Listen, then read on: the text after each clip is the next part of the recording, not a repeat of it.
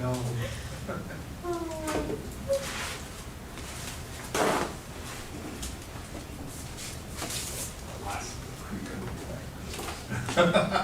Expired in April. Okay, so we are moving out of executive session into our public Oh, they meeting. do. And we'll have a quick recess for about 6 minutes until 7 o'clock. Thank you. All right, now we So I got the wall. It's okay to let Now you're allowed, It's thank okay to let you. Joe in now as well, Dr. DeSoto? Sorry? It's okay to let Joe in now as Yes, well? yes, yes. Should we have these on, or are they just? Yeah, I'm gonna run around and turn them all on.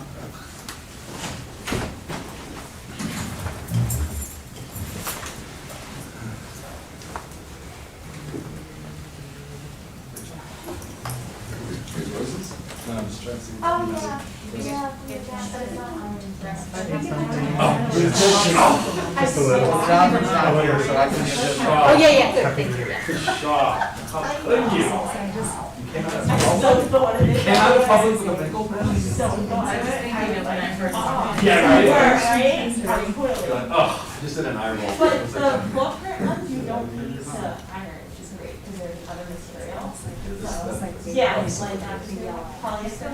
Yes. No, the cotton. I've only got like 2,000 of I these. think I just gotta keep using them. These are the same ones we handed out all the business. They just I got 50,000 of them in the next building over. Let me know how many you We'll see need. how it goes. I can always A couple resolve hundred it. thermometers and 120 boxes of them on them. Because you never know. That's the problem. This is my second time with material, so it doesn't Actually use require. it. Do they have, what's their, like 25 years? Yeah, they're low sodium. It's good, because, you know, if you're in survival mode. Well, then you need more water then. We didn't see the truckload of water they dropped off during each night. Water's precious. We had 2 tractor trailers full. Yeah,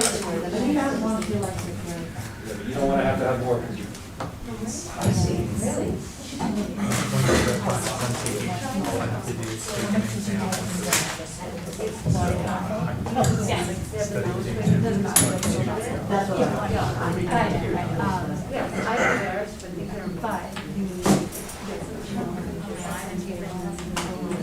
It's definitely stretching my brain.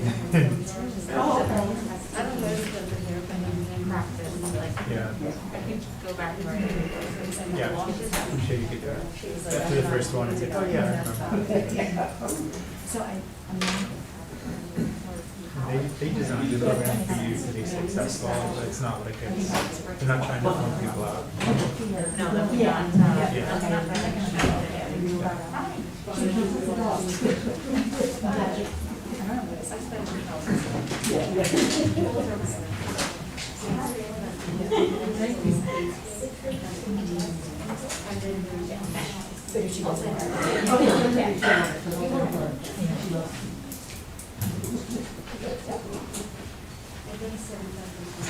That's what's coming.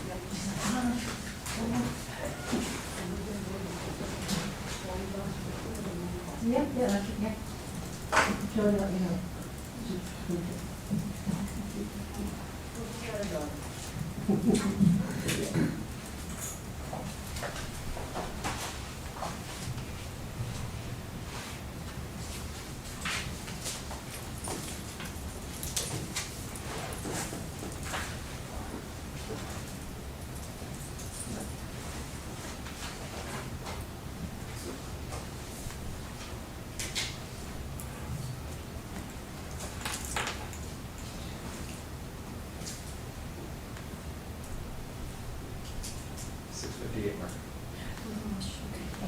Keep on top of it, Ken, okay? Ken, what would I do without you? You have to look at your own watch. That's the Right, yeah. It's that early stuff. right? Yeah. I'm gonna get you sponsored by Apple. We'll get you a little, Donate it to the school.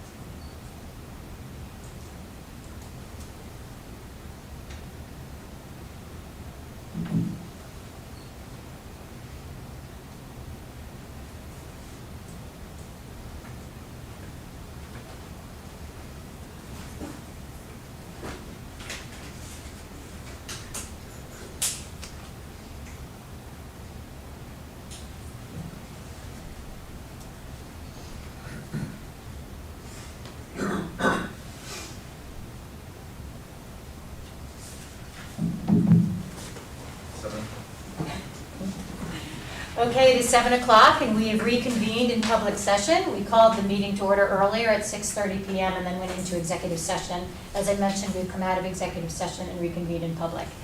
The meeting tonight is being recorded and will be posted on our website. Members of the public have the ability to watch this meeting through a live stream on our Board of Education website and YouTube channel. For public health reasons, including social distancing guidelines and space limitations in our Board of Education room, we encourage members of the public to watch the meetings via the live stream rather than in person. Just a reminder that the anticipated executive session portion of the meeting is not available to the public. And as I said, we've come back into public session afterwards. Regarding public comment will be submitted in writing through a link which is open and available on our Board of Education website as a pop-up. It is open now until the point in our meeting where we go to the agenda portion, which is correspondence to the board. Written comments will be read aloud by Secretary Rachel Ruggieri. Okay, moving on to reports. My report. First of all, welcome to our newest board member, Tina Malhotra. Tina is familiar to many through her volunteer work in the community and having sat through many Board of Education meetings at the table as the PTA Council President and in the audience as advocacy rep. Welcome, Tina. Happy to have you. For board members, when we get to the discussion and action part of the agenda, I'm going to ask all board members to remember to wait to speak until given the floor by me as chair. It's come to my attention that it's difficult for the public and even those in the room to distinguish who is speaking under the masks. Please hold your comments until you are called upon. We should do this anyway under typical Robert's Rules of Order, but it's even more essential now while we're conducting meetings in person with masks. As chair, I'll do my best to make sure everyone is heard and has the opportunity to speak, but if I miss you, please feel free to speak up at that point and ask for the floor. A couple more things. We have 2 committee meetings next Tuesday, November 3rd in the evening. Both policy and the curriculum committees will be meeting virtually. And then today, I participated in the first of a week-long series of legal workshops offered through CABE with attorneys from private practice on education law throughout Connecticut. Today's discussion was common questions in the age of COVID regarding labor relations and human resources. It was another reminder that we are among over 150 districts in Connecticut working through these rapid changes and uncertainty day by day, sometimes hour by hour, often asking the same questions and learning from each other. Other topics this week will be special education law and considerations for meetings in a virtual or hybrid environment. We can move on to the superintendent report. Okay, just a few things to share. First of all, welcome to Tina as well. I'd just like to congratulate Lisa Fries and Tim Salem, who were nominated by the Connecticut Association of School Librarians for the Castle Principal Award. They'll be recognized, I believe it's later next week, so congratulations to Lisa and to Tim Salem. There's a global read aloud happening across our district and across the world where we have read alouds and we're connecting with other students from across our countries, and we're excited about that and spearheaded through Scotts Ridge Middle School. We'll be talking about the reopening of school a little bit later today, and we have Erin Crook available to us to share out some of what the process has looked like from the medical side. So I'll leave it at that, and I'll be short. Next, moving on to our Budget, Finance, and Operations Committee. Jonathan Steckler is not able to be here with us this evening, so Ken Troberg is going to speak for him. I'm also going to give a very brief overview. So we did, on the Finance Committee, we did discuss the financial report ending September 30th, 2020, and I will be going into that a little bit later tonight. We reviewed the transfers. We did get an update on unbudgeted COVID-19 expenses, which we will also be covering this evening.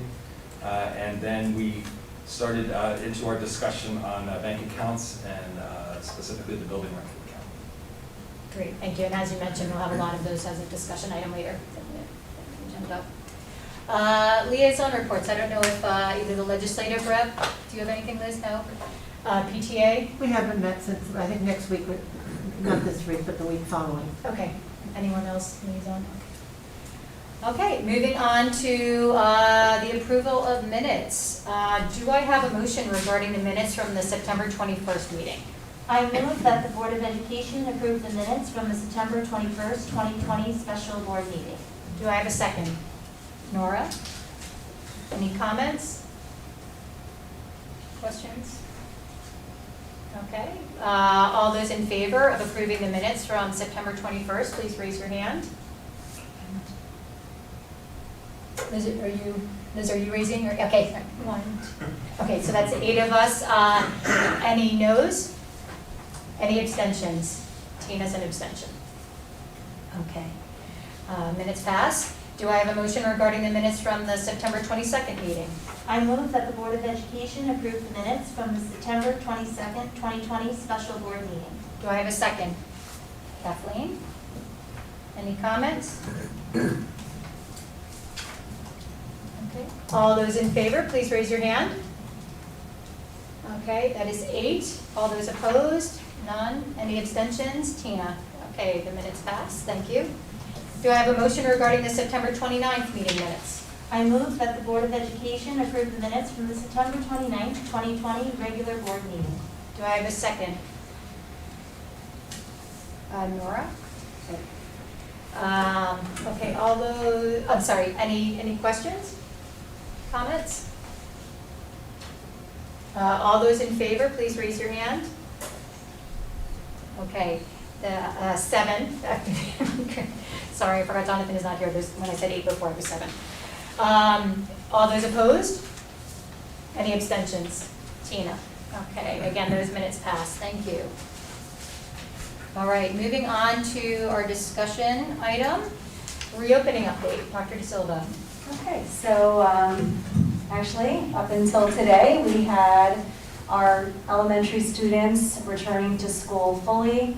As you all know, and the public knows, we had our students in grades 6 through 12 in a hybrid model after many discussions and opportunities to look at bringing those students back fully.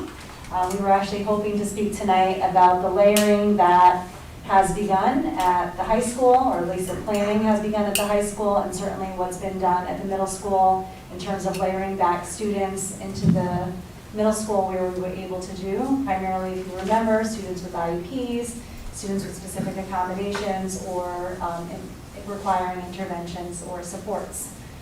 Unfortunately, over the weekend, we had a number of different events that took place that required a significant amount of communication and collaboration. And so I just want to take a moment to thank, obviously, Erin, Dr. Hanaway, Ms. Dewing, and all of the middle school team members that supported the process.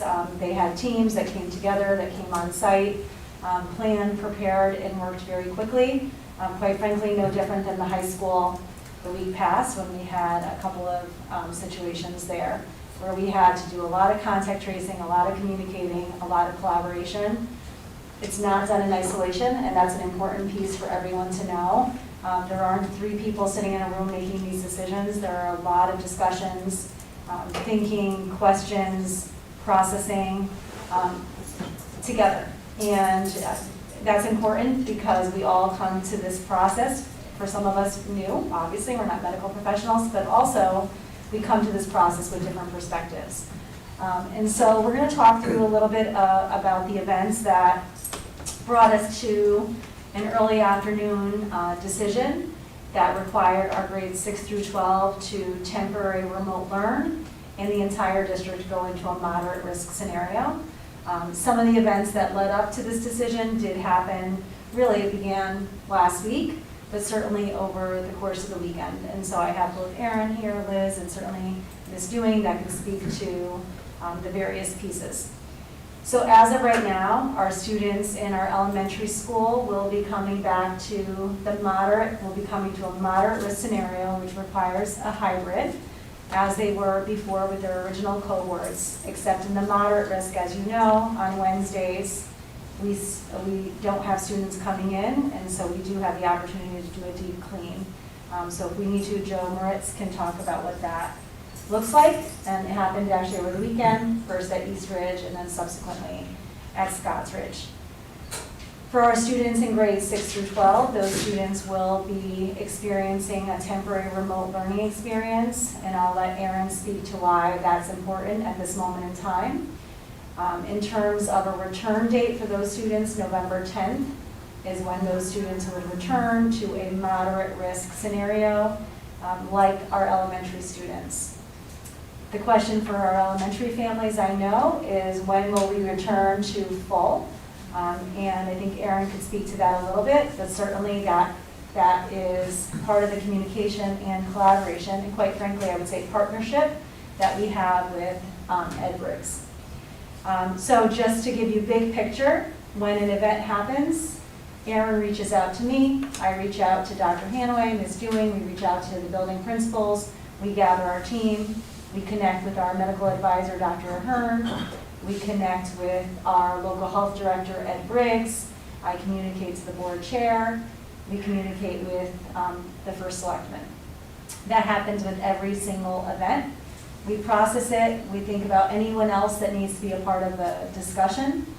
Even as late as last evening, we realized that there was an impact, could perhaps have been an impact on another community organization. We connected with that organization, we all got on the phone again, we made sure we had plenty of ears listening, asking the questions that would then help us make the decision.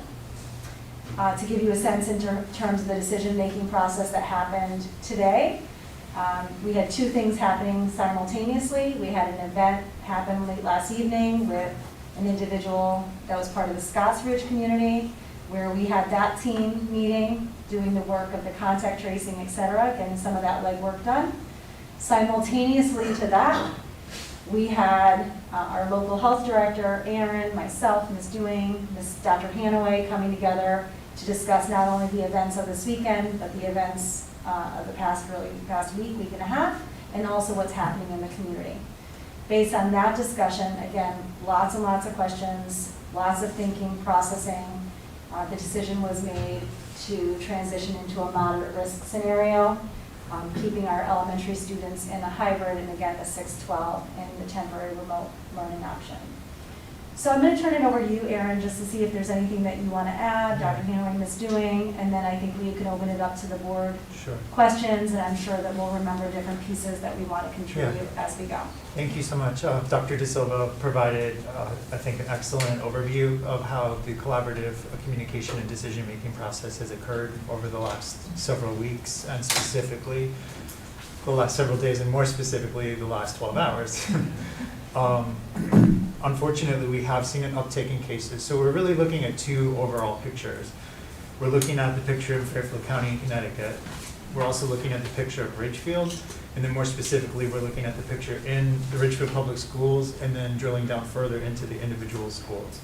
So when we took that whole picture together, we realized that we unfortunately potentially are on the cusp of an outbreak. The situation, speaking with Health Director Ed Briggs this morning and last evening, was that there has been an uptick in cases in Ridgefield in the last 7 days. Ridgefield has had very low numbers since the beginning of the pandemic in general. The largest numbers that we've had came from assisted living and skilled nursing facility, but overall the numbers have been low. But in the last 7 days, we have seen 9 confirmed cases, and we're concerned that there may be additional cases out there that we have not yet identified. Erin, would you mind just bringing the mic a little bit closer? Of course. Thank you. So we are concerned that there may be additional cases that we haven't identified. When we learn of a new case, I speak with the family, and I try to gather all the information that we can possibly obtain, including whether or not they had a known exposure, where they had been, if they had traveled, what activities they participated in. In some of the cases we've identified, we've been able to determine the source of the individual's exposure. We know where they got infected, and it was very clear and obvious. The thing that's been more concerning is, of the 2 cases in each middle school, in all 4 of those cases, we're not able to draw a connection between them, and we're also not able to determine the source of exposure. All 4 of those individuals are unsure how they became infected. So when we add that all together, that's the concerning scenario, where as a community, we need to take a deeper look at our mitigation efforts and make sure that we're doing everything we can to prevent the spread. Given how fast and furious over the weekend new cases were coming in and how much contact tracing we were doing, we were concerned about the pace and speed at which this was suddenly happening. And a meeting this morning with Ed Briggs in person, we determined the only way to know for sure if we're on the cusp of an outbreak is a little bit of time. So The goal and the hope would be that on November 10th, we go back to school. That's everyone's intention and that's everyone's wish. But we wanted to make sure over the coming days that we don't see a number of cases popping up in rapid fire. And that's kind of how they've been. Unfortunately, the way the situation usually takes place is we learn of a case that maybe was 4 or 5 days ago. Many of these PCR tests take a few days to convert and come back to us. So some of the cases we were contact tracing this weekend were cases where the exposure had occurred in the school 4 or 5 days ago. And given that rapid fire, thinking in the next 72 hours, we want to make sure that we're protecting the school community from further exposures coming. I asked Ed Briggs this morning, do you consider this an outbreak? And he said it does seem like a potential outbreak at this point in time. So we wanted to take a pause, push the pause button for 2 weeks, so that that gives time to flush out any potential cases that we haven't identified yet. Hopefully there will be none, and hopefully 2 weeks from now we'll be sitting here telling you all that we were more cautious than we needed to be and there weren't more cases. But that's the basic overview of the decision making from the public health point of view. If I could just add, right now we have, at the middle school level, roughly 90 students and 20 staff in quarantine. Thank you. And at the high school level, we have about 80 students and under 10 staff in quarantine. Everyone who's in quarantine is encouraged to take a COVID test, and I would imagine members of their immediate household, there may be situations where they also take a COVID test. We're encouraging folks to take the PCR test instead of the antigen test, as it has a higher level of reliability. It can take days for that to come back. So we know that this weekend began an intense amount of testing by Richfielders, given the amount of students and staff over the weekend who had to quarantine. So we will have results from those tests. You know, if there are positives, we ask that they share those with the school community. So later this week, we may not hear much tonight or tomorrow, but we may hear more if there was more of a spread within those households or within those schools later on this week due to the amount of testing that's probably taking place from those quarantines.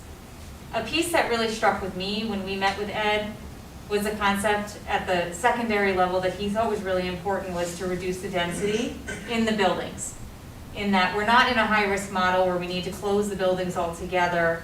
Staff are coming in, but he felt as though it was not safe, given the unknowns, as Aaron has described, to have the density within the buildings, even at the hybrid model, to the extent that it has been. And so that was a big aha moment for me in the way that he had described that.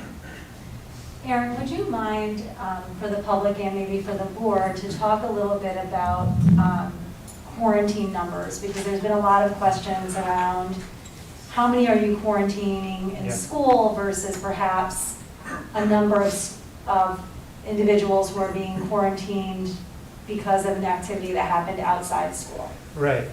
So every case that we learn of, after I interview the family, we try to determine, we use the CDC and the Connecticut Department of Public Health guidelines that say from the moment the individual became symptomatic or tested positive, we contact trace for the 2 previous days before the positive test or the development of symptoms. So we use that criteria to determine if that individual was in a school building. So you may have heard some cases where we're not doing contact tracing and some cases where we are doing contact tracing. So the cases where we are is because of that scenario that occurs. Connecticut is allowing school districts to do contact tracing either by very rigorously checking and seeing who has been within 6 feet for 15 minutes.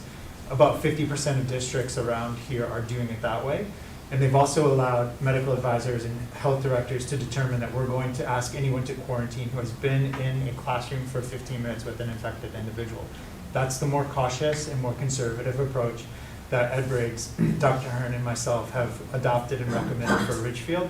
So what we're doing is we're asking anyone to quarantine who has been in a classroom environment with an individual who is known to have been infectious during that 48-hour period before they develop symptoms or tested positive.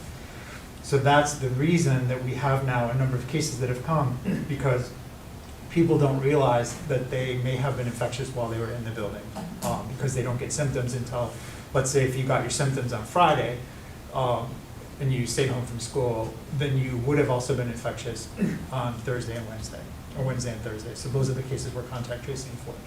So for each individual case, we're documenting and the numbers of people that are being contact traced. It's a significant number. We started a dashboard today. It's not as much of a dashboard as it is a ticker. I actually did send a line to John Mansfield if we want to just pull it up. Sure, we can and pull share an that. example. That'd be great. So I know some surrounding communities have developed dashboards where they're posting number of cases, number of people in quarantine. To me, there's a few downsides with that model, being that I want to make sure whatever we are publishing has data integrity. I want to make sure that if I'm saying that there's X number of people in quarantine, that I've updated that data on a daily basis, and I've made sure that those numbers are accurate in that moment. So we thought of, put our heads together and thought of an approach that would capture more relevant public health data, but also give the public the information that they've been asking for. It's a simple model on a Google website. So on the left column, you'll see the date of the occurrence, and on the right column, you'll see the school that was affected. Case is how many cases, or the case definition of each one. In one case, according to the CDC, is an individual has tested positive for COVID-19. And then on the right, you'll have the corresponding information that goes along with it. Starting at the bottom, August 17th, RHS had one case. There was no significant exposure, no quarantine indicated. Moving up one, Easter had one case, no significant exposure. If you go up to the top, you'll see that there are the more recent cases that we've just had. For example, the second one from the top, Scotts Ridge Middle School, one case, 43 students and 7 teachers placed in quarantine for 14 days. So to me, this is more actionable and relevant public health information because we're capturing the history of what happened. We're giving the scenario of how many cases are occurring, how often they're occurring, and how many people are needing to quarantine teachers and students per each case. And I can ensure the integrity of the data because it's much easier to track as well for me. So this is a dashboard that we launched today. There will be, by tomorrow or the next day, there will be a link to this on the Ridgefield Public Schools website. And I will update this personally as we get new cases and as they come up. So if there's any questions about the data, feel free to reach out to me anytime. So as you can see, we have quarantined a significant number of staff and students over the period of time. So far, we haven't had any people that we've placed in quarantine test positive, and that's a good thing.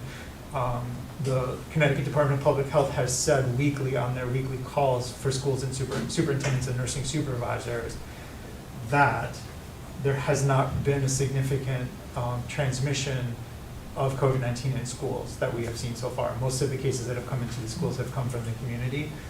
That being said, we do have 4 cases within a short period of time with no known source. So that's always a cause for concern, and we want to take a look at our mitigation efforts to think, well, jeepers, is this being transmitted in our buildings or not? And it's something we need to take a look at.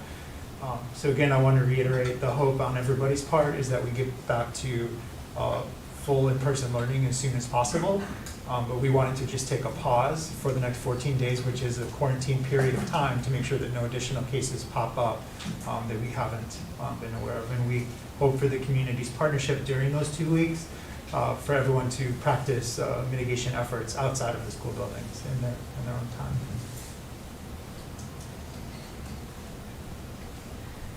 time. Okay, I'm sure we all have questions. So I wonder if it's easier if we just kind of even go around the room, and I'll start even with Liz, since I want to make sure that I don't forget that she's, there she is. Sorry, Liz, what I was saying is that I'm sure we all have questions, so I'll start with you. Actually, I won't just kind of go around the room. I think that will help with some of the order. Thank you. Okay, yeah, thank you. So quick, I couldn't see the metrics, but you may have it on there, so my apologies, maybe you said this. Is there a data target that you have on the 10th to return? Because it seems like we're mixing our methods now. Is that moderate is this, but we're not following that, we're gonna follow this other plan, which is fine, I get it. But what is the target on the 10th? What, is it 0 cases throughout Ridgefield public schools? What is the actual 10th data that says, yes, we're gonna go back and go back to either a moderate plan or a hybrid low-risk plan, or what? That's an excellent question. So last week, the Connecticut Department of Public Health updated addendum number 4, and they provided local districts and local departments of health more flexibility in their decision-making. They took away the metrics. They continued the model of a low risk, medium risk, and high risk, but they took away the numbers that define when a particular area is in that category. And the reason they did that, from what they explained, was that they found that the numbers overall in one particular county aren't necessarily reflective of the environment that's occurring in a specific town. For example, in Fairfield County, Danbury's numbers have been high, which skews those numbers higher, even though Ridgefield's numbers have been very low. So they have given localities more flexibility in determining what model to use. We're still being informed by the fact that last week, the numbers for Fairfield County ticked up from 9 cases per 100,000 per day from 6 to 9 from the week prior to last Thursday. We're anticipating that number will go up above 10, which is where the Department of Public Health had originally set their target.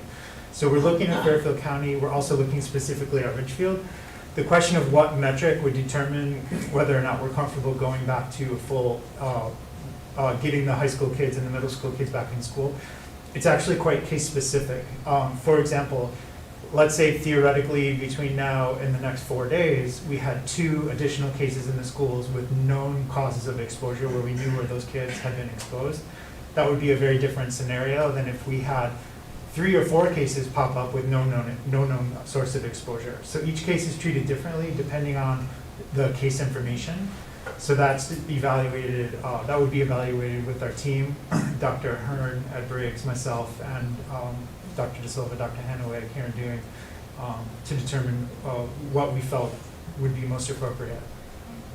Okay, so just a follow-up recommendation. I suggest we put a rubric together, because we've had a rubric, if you will, for moderate. We're not following it now, right? And now we're following feelings, which is great. I trust that your subjective reviews of these are sound, but it's not a consistent pattern, right? And so if we know that, hey, we can trace the source has a lower score than we can't trace the source, then we should put that math together so that it's data-driven and consistent, right?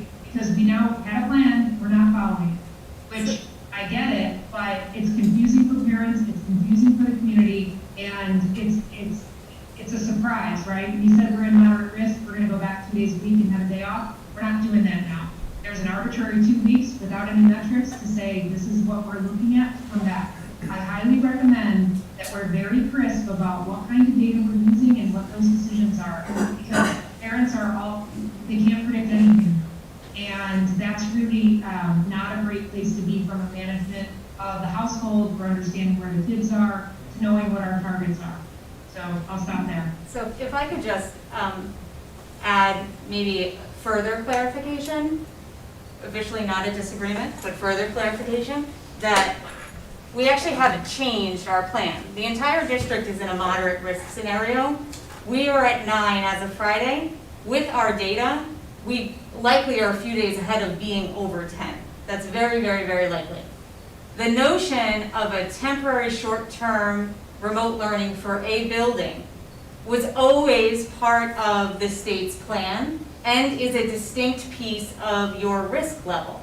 So you can be at a certain risk level and have an acute issue in a building and require that building or group of buildings to have a temporary closure. And I mean closure of the building itself, not schools closed. So I completely hear you around, like that's confusing because I'm hearing moderate, but I'm seeing part of the school, some of the schools are closed. But it is the entire district at a moderate risk level. We're not at a high risk level. Our numbers are not there. But I also think the other piece to Aaron around what would be indicative of coming back, the 2 weeks is not arbitrary for 2 reasons. Number one, it is the quarantine period, but secondarily, it is the amount of time to see a pattern. Where are our numbers going? Are they flatlining? Are they decreasing? Are they jumping up? Anything within a 5-day period of time is not enough time to be able to see that. And oftentimes, to Aaron's point, our data is lagging. we're getting results from 4 or 5 days ago. So I think the point is well put around us clarifying where are we and what would be indicative of coming back, but that is it is consistent with the model we designed to a large degree, and then the piece around the amount of time, that's why we're doing 14 days. Yeah, I just don't think you can argue that three major grades 6 through 12 is the closure of one building. So I just want clarity of how is the decision going to be made to go back on the 10, because the data then could be 5 days behind too. So, it's about data quality, it's about measurements that are consistent, and if those decision matrix are around, can we source the start of the outbreak, if you will, then that should be very clearly laid out how that's done. That's all. Okay, thank you. Thank you, that's a good point.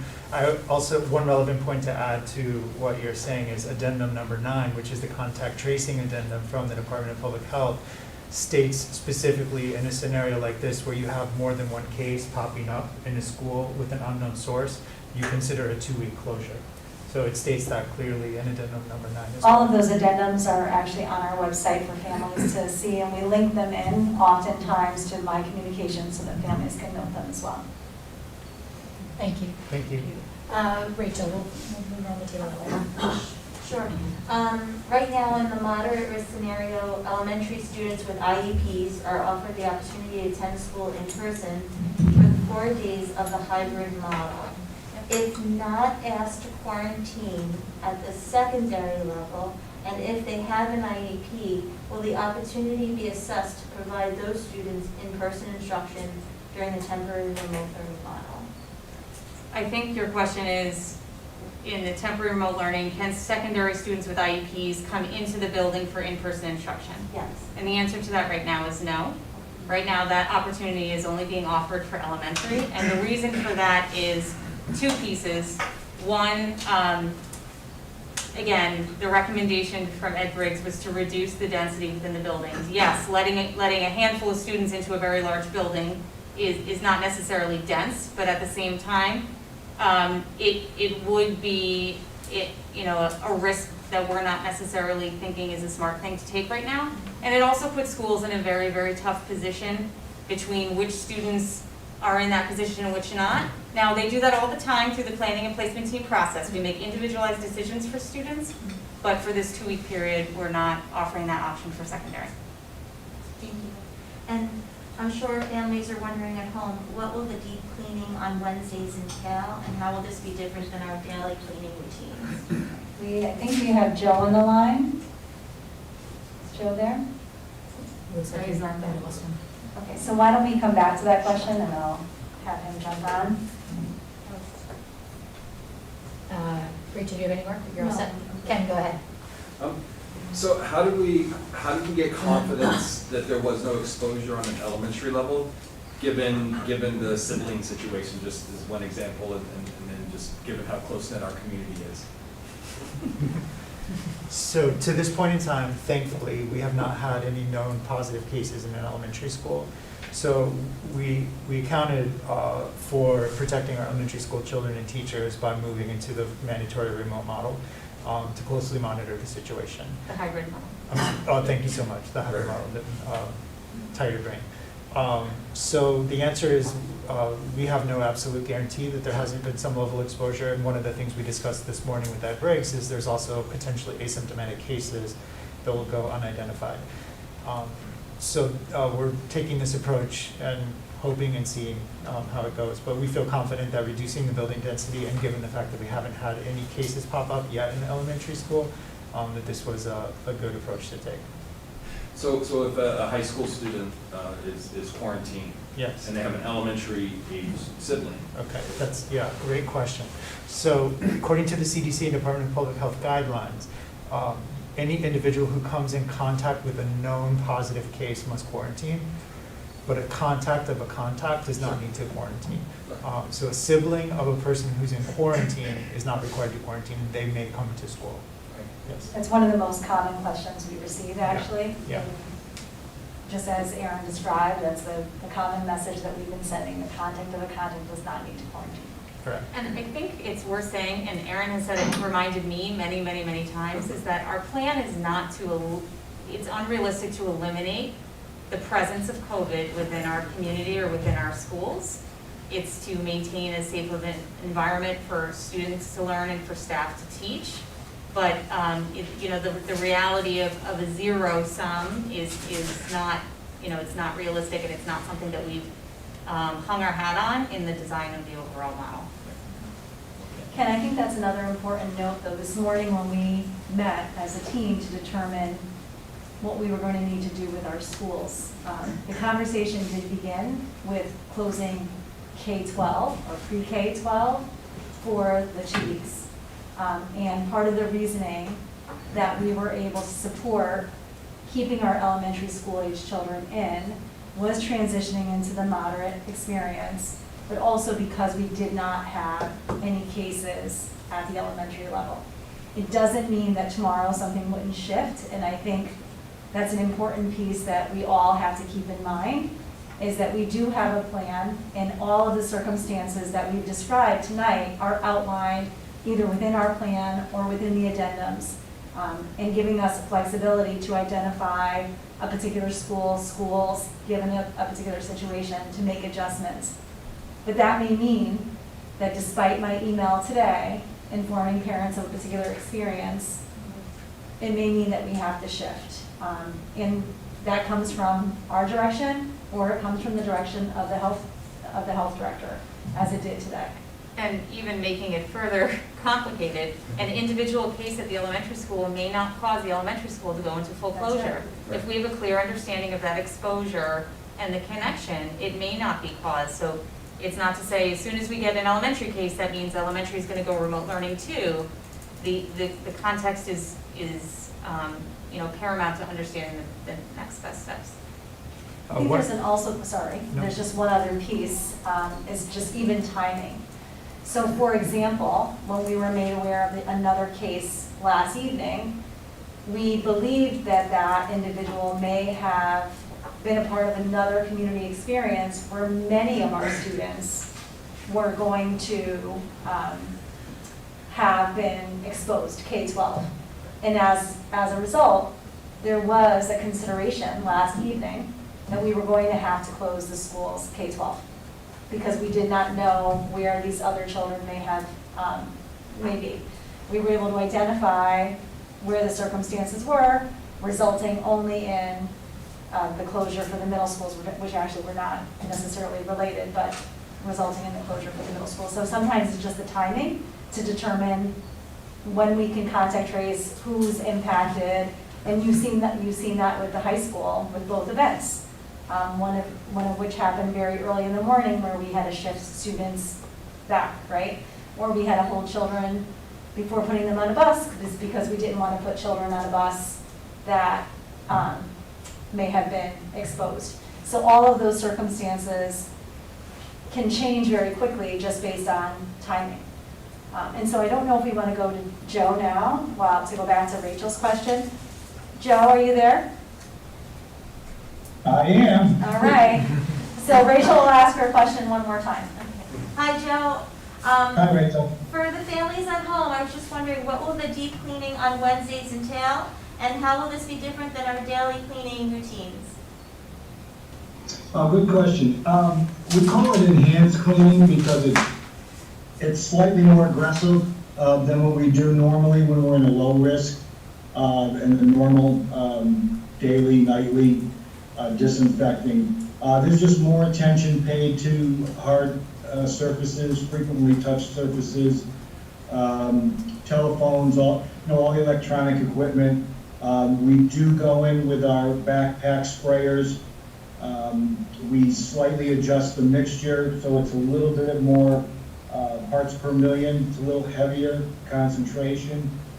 We go into the rooms, we mist the rooms, we clean with a cleaner disinfectant, which is it's called Unicide. It's an EPA registered chemical solution. And then we do a fine mist over that, which is another EPA registered product called Brutab, which is a chlorine alternative, but it does have chlorine in it, but it's just the way that it breaks down. And that lays on the surface, and that's allowed to air dry, and that's basically what does the killing of the virus.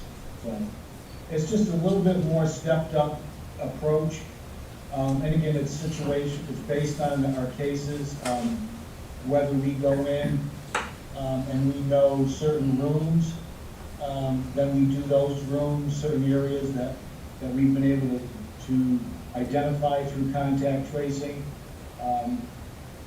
In a broader sense, we usually do like the high school. If we don't know, we do a top-down, from the top floors down, work our way down. We hit all the bathrooms, the elevators, all the stairwells, everything gets misted. When we closed in March, we brought in, the district is in contract with an outside firm, Bioprotectors, and they come in with these, it's an encapsulating solution. They go in, they disinfect, and then they have a proprietary solution that they encapsulate, and it's good for 90 days. So it's a long-winded answer, but it's an enhanced approach that we take, where we're just more careful, not more careful, but more focused on the cleaning of the different services. Thank you, Joe. Thank you, Joe. Ken, did you have any other questions? I just think it's important that we all, it's been reiterated several times so far tonight, that we just remember that this is our plan as of now. So, as Dr. Silva said, in 2 days, we could, go K-12 full remote. And it's just important to remember, so it's not something, okay, we're gonna be like this till the 10th, and then it's gonna go back. That it's a moving target at this point, especially given we're on the cusp potentially of an outbreak. So it could get worse before it gets better, and I just think that's important to remember, just in some of the communications in the public that I've seen today. Thank you. Nora, did you have any questions? Yeah, so I had one question and just a comment. I'll start with the comment, which is really just, applauding the conservative approach and the collaborative team effort. It's clear that you as a team have acted swiftly and decisively and really transparently with respect to health and safety, and I really thank you for that. My question is around substitute teachers. I'm just curious, as far as an update with that, how we are doing with getting substitute teachers when teachers aren't feeling well, because I know teachers are encouraged if they're not to stay home. What happens when we can't get substitute teachers? How is that affecting, interventions or specials or other types of things? So just wondered how that's being managed.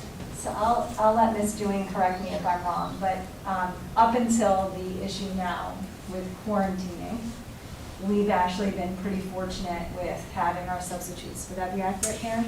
Yeah, no different than any typical year. I mean, I can't say we've been 100%. I know we have not been 100% in our substitutes. We were fortunate that we increased the number of building subs that we allocated to all of our schools, and that has made a tremendous difference in having stability when teachers are out. So we rely on those building substitutes, and in any typical, if we're short a substitute, we've been able to do our normal triage and able to cover those sections. So although I can't say it's been perfect, it's certainly been manageable so far. Although I do say that our normal daily sub usage, or the people that want to serve as daily subs, is certainly limited this year. But so far, we've been very fortunate in being able to cover to the extent possible. So let me just speak to a couple of those pieces, because I think it's important for families to understand this as well, is that if a teacher, let's say, if a teacher needs to quarantine or is required to quarantine, as they did, let's say, at the high school last week, we allowed those teachers, if they were healthy, of course, to teach remotely, and our students could come to school if it was their day and access their learning from their teacher remotely. Obviously, especially at the high school, but across any area, one would argue, but there's specializations that come when you're teaching AP Physics. right? And we need those teachers to provide the educational experience that we hope for our kids. So having them out for 14 days and having a substitute that doesn't have that background is not educationally sound.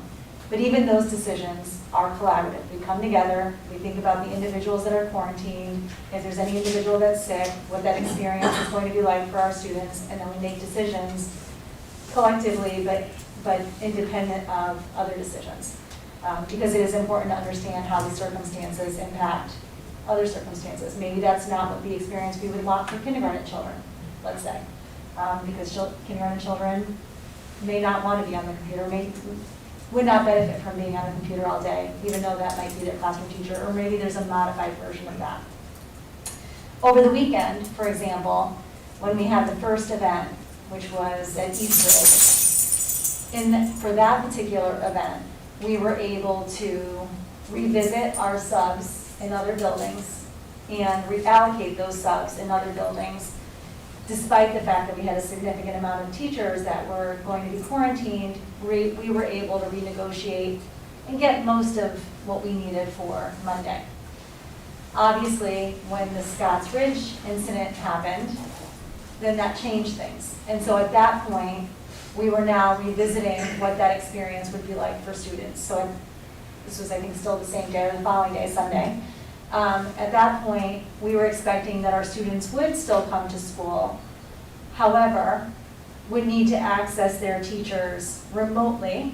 So we knew that they would have to be together somewhere in some settings. We did not have the coverage after the allocation to Eastridge. And so that experience was going to be different.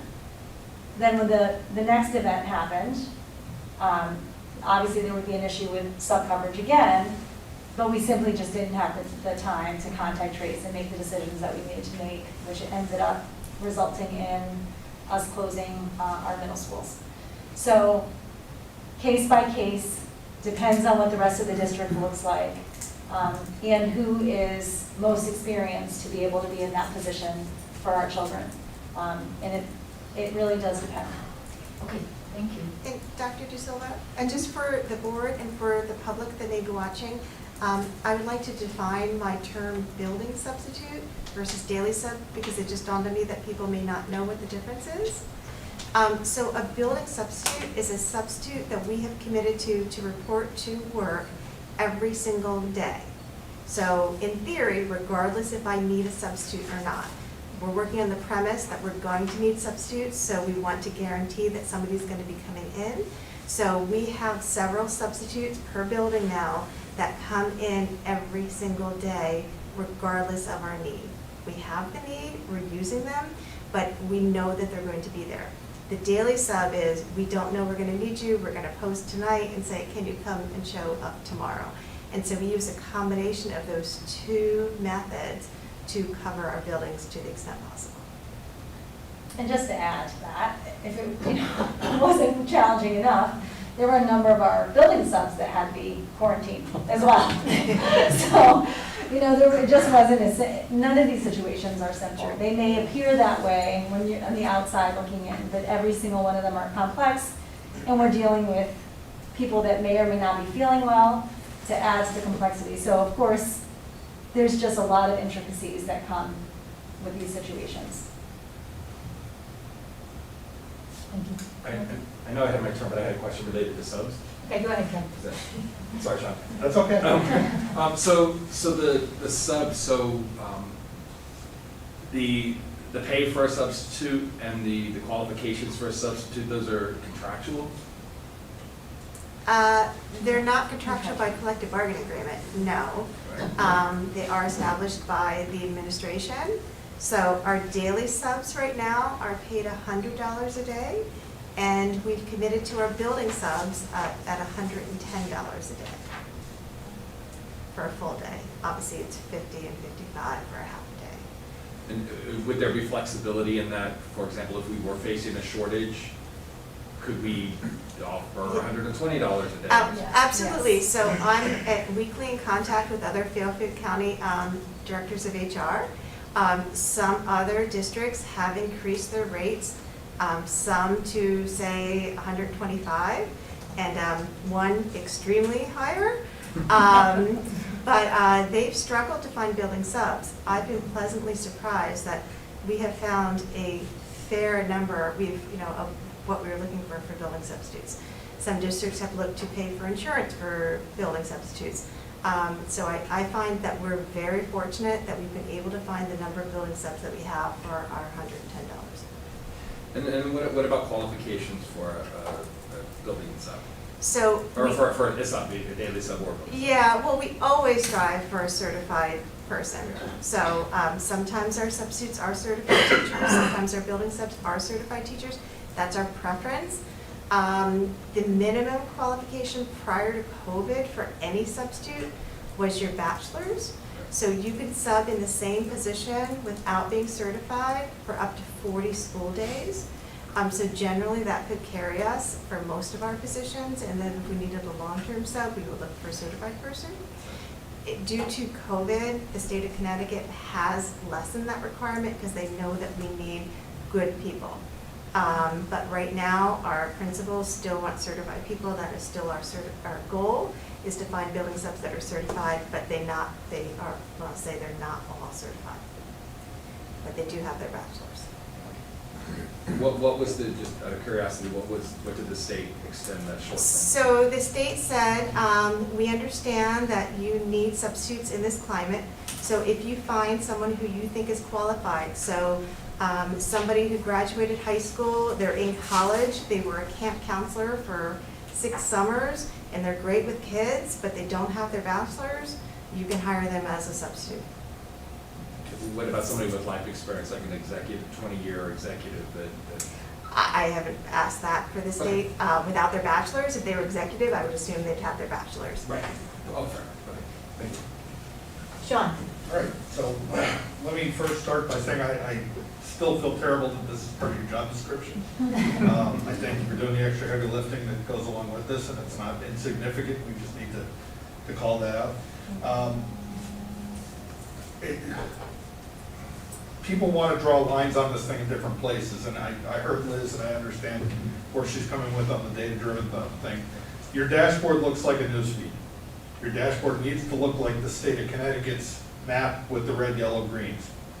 It needs to be really clear for people so they can drill down on my school is in the red and here's why. Looking through 3 months worth of, I couldn't see it from here, it's too far away, but looking through a news feed for 3 months worth of stuff, I can't get to the little piece of data I need that shows me you did the work. I know you did the work, but you can make it easier to view it, I think. But I'm open to being completely wrong about that. In terms of sources, there's no triangulation that tells us this is sports, this is basket weaving club, this is 3rd grade, that class, nothing, it's just kind of random. No. Well, like I said, in a couple of the cases, we know the reason that they tested positive was they were told they were exposed. So they got tested and the result was positive. But in the 4 middle school cases, the individuals have no sense whatsoever of where they picked up the virus. And not connected to each other. You know, Right, the team and structure does allow us to understand that a little bit better, but we're not seeing overlaps within that. There's the problem, though, we're putting together puzzle pieces from different boxes. This is challenging, it's not a lot of fun. Compound that with, at the regional level, we're finding that the testing 8 months in is still kind of disastrous. The only rapid test you can get is at Docs, and the state's not even taking their data anymore because it's that bad. So that's something we can't solve, obviously, but it's something that I think the parents need to be aware of, is that 8 months in, the state's testing regimen still isn't where it needed to be. And it's going to be a problem. And how the amount of time in which families are receiving the results Right. is another complicated factor. We did speak to the first selectman today along with Ed Briggs, and I believe that they're looking at other efforts in which testing can be supported in our community, because it really is a challenge, and the data that we're looking at oftentimes is it's not new. We have numbers that let's say Ed doesn't have yet, right, in his database. So it is. But that's part of the problem, though, is if somebody goes and gets a test today and the results are 2 to 3 days away, that test is only valid till they've walked out that door. Right. So 2 to 3 days later, that test is absolutely worthless. The negative results only valid until, but the positive would be. Right, yes, correct, but even the docs one, it's a 4-hour wait in the parking lot to get a 45-minute result that is dubious because it's not PCR testing, it's a different thing. So I think we need to just, make sure people are aware that the testing is where it needs to be. We're working on the best data we have, but these stipulations, and maybe we can bring testing back, the drive-through testing we did early on in this again, and we can do That was part of our discussion this morning. That might help. No, that's it. The other piece that we're talking a lot about school numbers, but obviously the health director has the community numbers as well. So it is a combination of what we're seeing in school, but also a combination of the numbers that he is looking at. So I think that's just another added benefit when we come together. We have what we're seeing, but he also has what he's seeing. And then we have things that are on the horizon that we're made aware of from parents or from faculty that is saying, I was exposed, I took a test, I'm waiting to see the result, I'm waiting to hear. Okay, Tina. So this is my first question, so if it's totally out there, I apologize. But first, I just want to say thank you. I know, Dr. De Silva, I've heard you, I've heard Liz say many times that your first choice has always been for kids to be in school. So I'm sure this was not an easy decision. So as a parent, I truly thank you for, keeping the safety of our staff and students and first and foremost. And I'm hoping that the circuit breaker, as I call it in my brain, will help get our numbers down. My question is twofold, so again, I apologize. As Sean said, I know that parents do test, and sometimes they may not call the school nurse. But would Ed get those numbers? And if Ed gets those numbers, do you get the numbers? Can you reconcile them? Do you understand how they work? How does that work? So far, Ed hasn't received any positive results that we hadn't already known about. Okay. So for the most part, he learns them from us because we learn them immediately from the parent as soon as they get tested. They call us or email us right away, and then I call Ed or we call Ed together. And he says, oh, good, thanks for letting me know about that case. But so far, and if that didn't happen, let's say, I can't imagine the scenario, but let's say a parent chose to withhold that information of a positive test, that would eventually get to Ed, and then he would call us, and then we would contact trace it from there, yes. Thank you. There might be a several day delay in that, but it would happen. And I do appreciate the dashboard because I know a lot of parents, there's a lot of confusing information. If you're middle school parents, I heard parents were just confused yesterday. There was a lot of information, and I can't imagine how. I was confused yesterday. I think the dashboard's a great idea. I'm not like Sean, so I respect whatever he's saying, but I do understand what he's saying. It's easy information, easy access. I'm definitely open to feedback on the dashboard and appreciate what you added, Mr. McAvoy. I'd be hesitant to create a dashboard that gives parents a green light or a red light to say, your school's not safe or your school is safe. But we're open. As a redirect, the reason that I would suggest that is because we're working with metrics that have definition around them. And we're saying we're following the rules. So it should be real easy to put them in categories. We can discuss it and see. Thanks. My really quick question is, Dr. De Silva, this is for the middle school and high school students, right?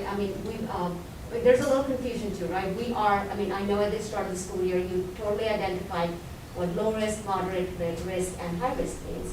We're at moderate risk, which completely makes sense for elementary, so that it goes 2 days cohort A, they're off Wednesday for deep cleaning, and then Thursday, Friday is cohort B. Now for the high school and for middle school, that means they're remote for 5 days a week for the next 2 weeks. But that also means Wednesday will be live teaching, because that's a little confusion. So there was, I did receive a few emails on the Wednesday. So I think the easiest way to look at this is, let's say we did not have the unconnected, unsourced events. We would all be K-12 in a moderate risk scenario. In that moderate risk scenario, Wednesdays is a deep cleaning day, which means that children don't come into school, faculty doesn't come into school. On that day, there is a combination of synchronous and asynchronous events. So what that might mean at the secondary level is they may have a schedule that goes until 12:30, let's say. And then from 12:30 to 2:30, they may have asynchronous events for kids. That may mean that kids are catching up on some work that they haven't had an opportunity to catch up on. They may be doing some independent reading. It's also giving teachers an opportunity to plan, do some adjusting, do some coordinating with other colleagues around curriculum compacting assessments. We've certainly seen that at the high school when we're looking at the student data and how students are performing in this kind of environment. It's not what we would have liked to have seen. We're approaching the end of the first quarter, so this gives our teachers an opportunity to revisit things that kids need to revisit independently and to do some catch up if it's needed. It's not intended to load on extra work for kids and stress them out.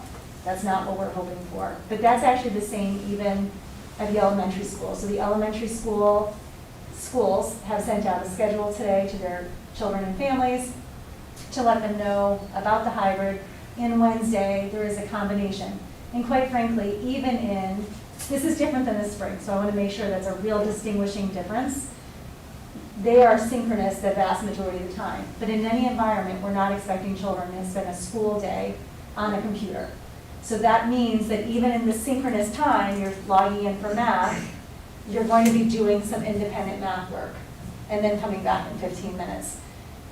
Liz and I argued about this today. Is it asynchronous or is it synchronous that time? She says it's asynchronous some of that time. I think it's synchronous. It's just moving away from the device. But still, even at the end of the elementary day, there are more synchronous events, independent reading, independent writing, some integrated studies where kids are integrated, but again, not fully on the device. And that was intended for the reasons that I mentioned before. But had we not had those events happen at the middle school, right now we would be in a K-12 moderate with everybody following that same schedule. So the irony of this is that we had hoped in any one of these scenarios or any one of these models that it wouldn't be whiplash. We wouldn't keep changing things. But the truth is we simply couldn't in this particular situation. The alternative was that we would be K-12 remote until the 10th. And given what we know about the elementary students at this moment in time, not having anyone exposed and putting in the hybrid model, we felt that we could hold out. They're a different type of learner as well. And so anyone knows that if you're in education, you want kids to come to school every single day. We pushed as hard as we could push. But certainly, if there's any argument for children coming to school, your little ones, it's just very hard to have them have that experience digitally. So we felt that this was a good option, and if we need to be more cautious in the days to come, then we will, and we'll take the advice that we receive from the people that know best, and those are the medical folks, but for right now, we're going to try to lean into this option. Last question. So I know, I saw Dr. Greenwood's email, and I know he talked at the last Board of Ed meeting about it. And I truly appreciate the teachers giving office hours for children that are struggling, academically from K 6 to 12. But I know, and these are middle school and high school students, these are social, they're already going through so much changes. Are we thinking of providing some kind of emotional support as some kind of resource for emotional support for these kids? I mean, these are a lot of changes. They're resilient. I give them all credit for this, but still, this is a lot of changes.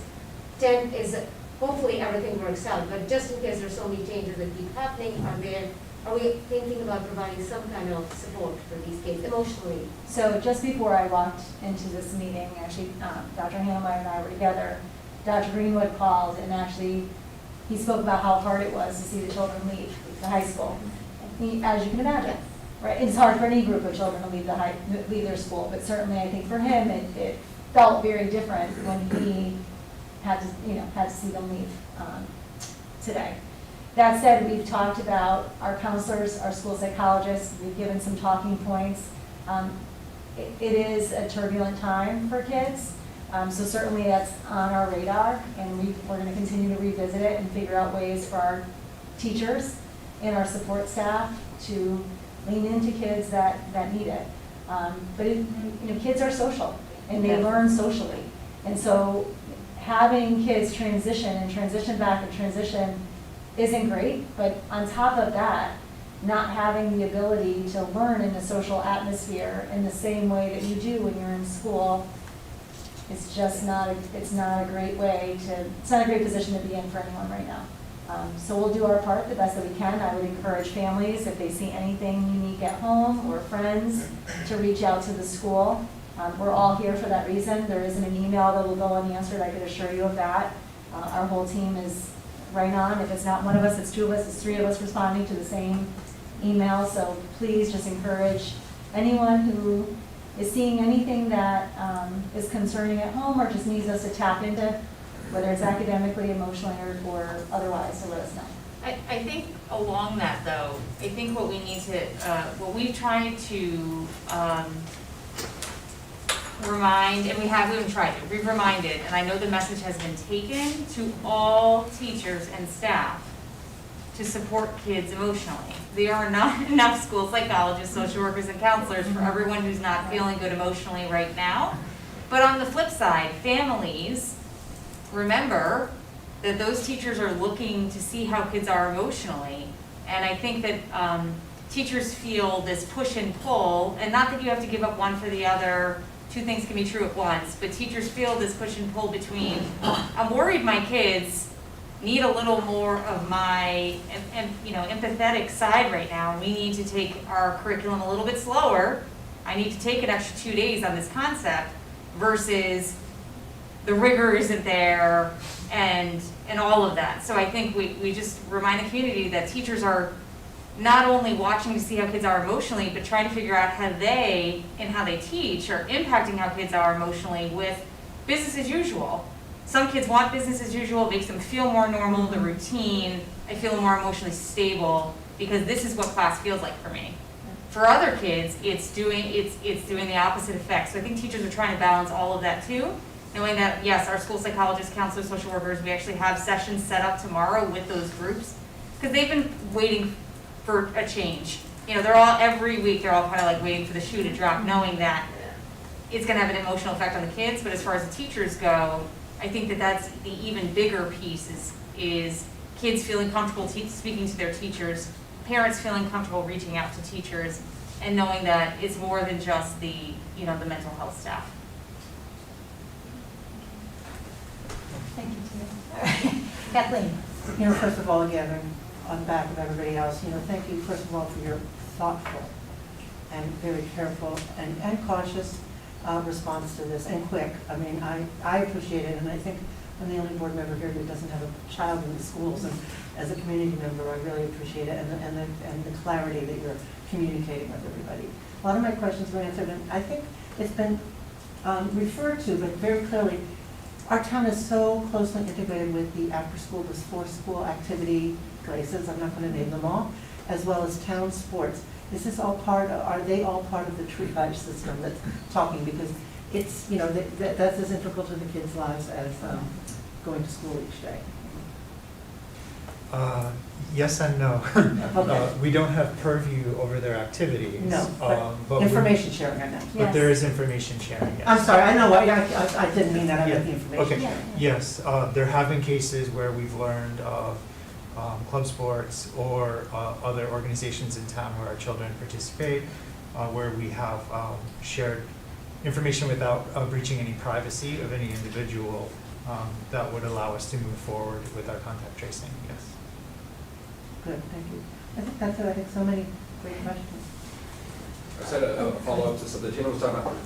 What supports do we have in place, if any, for teachers that might need a little more emotional support through this? It's clearly not easy being a teacher on a regular basis, so. Yeah, I think we could be better at that, Ken. The one thing that I'll say that I think has been helpful has been the opportunities for our teachers to come together collectively to meet with whether their administrative team. We were on calls yesterday, all of us, to answer the questions. Some of them are the practical questions. Do I come to work or not? Do I stay home or not? What is the rule? And some of them are health and safety. Some of them are questions for Joe Moritz. Some of them are for Karen, just the very practical. But yet some of those target the emotional side, because the emotional side is the worry. And so when you know that people are paying attention to what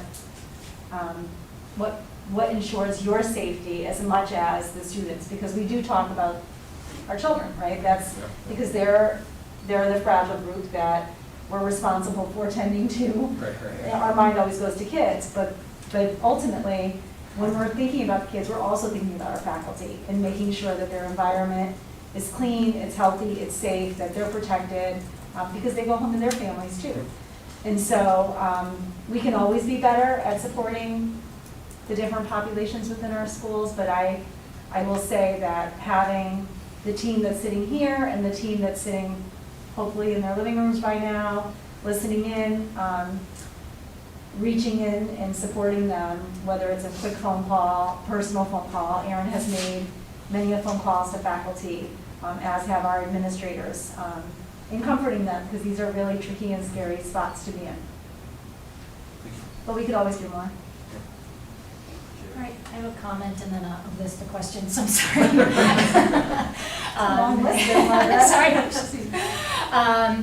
So first of all, I just want to say, as we hear about the numbers and the data, I know I catch myself having to remind myself that these are students behind the numbers and teachers behind the numbers. So, I just hope, as a public statement, that all these students who have tested positive and staff who have tested positive are feeling okay and doing okay. Those who have been quarantined, I'm sure, are fearful. I hope they're also doing okay. And then, just even for those, as we've talked about, all students and staff for the social emotional piece. And I specifically want to thank Dr. De Silva and her team, because every time you do talk about our students and staff, you do so with compassion. And that's good to know that you are seeing the people behind the numbers. So thank you for that. One of my questions was around this social emotional, as we were just talking about. I'm just going to put it out there because I know it's kind of complex, but last spring we did pass-fail. And again, I knew that is a complex thing. I'm just putting it out there to perhaps some thought has been or could be put behind if that is a component of some. Yeah, go ahead. No. You first. That's the only time that will ever happen. So I know the high school has been batting this around even before, when the whole notion of are we going to stay in hybrid or not, it inevitably led to a conversation on grading. I think the high school teachers have been very clear about their learning curve this quarter around the pacing of their units, when do they assess kids, assessing kids remotely, all of that.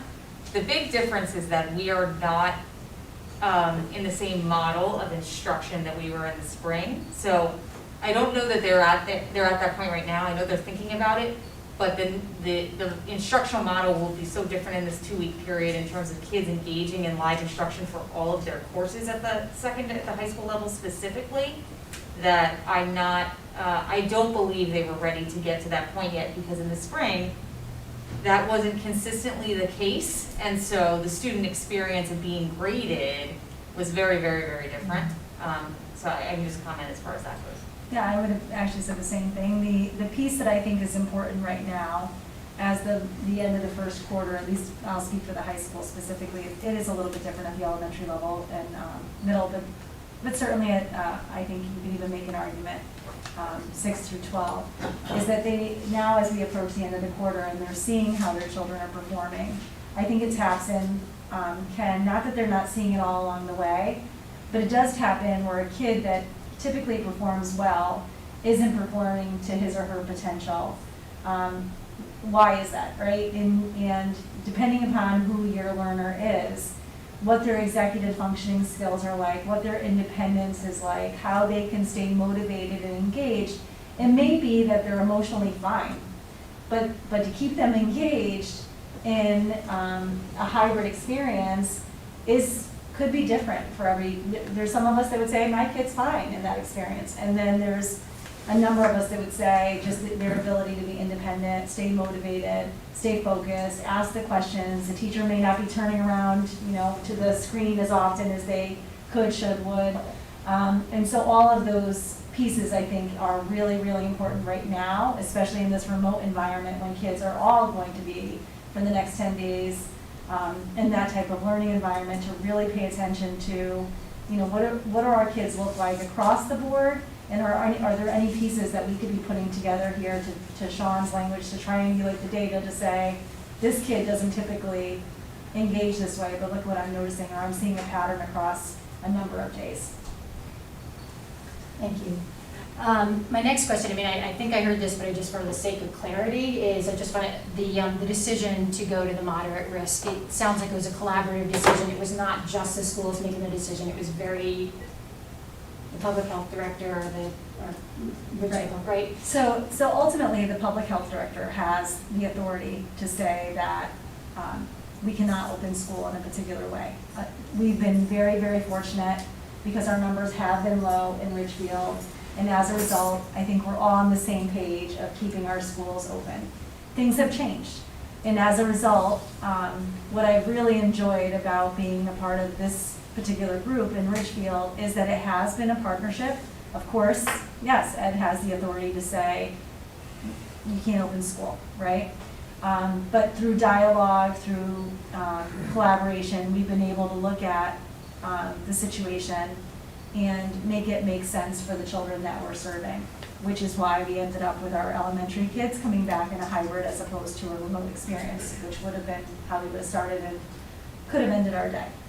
So, yes, he does have the authority in that regard.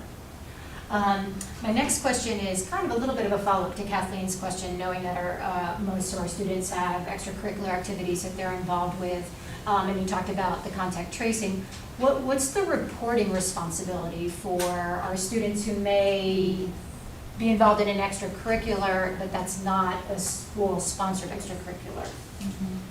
So it's at their discretion, really. And, Erin, please correct me if I'm wrong, is that they like their parents, make the decision to let us know of an exposure.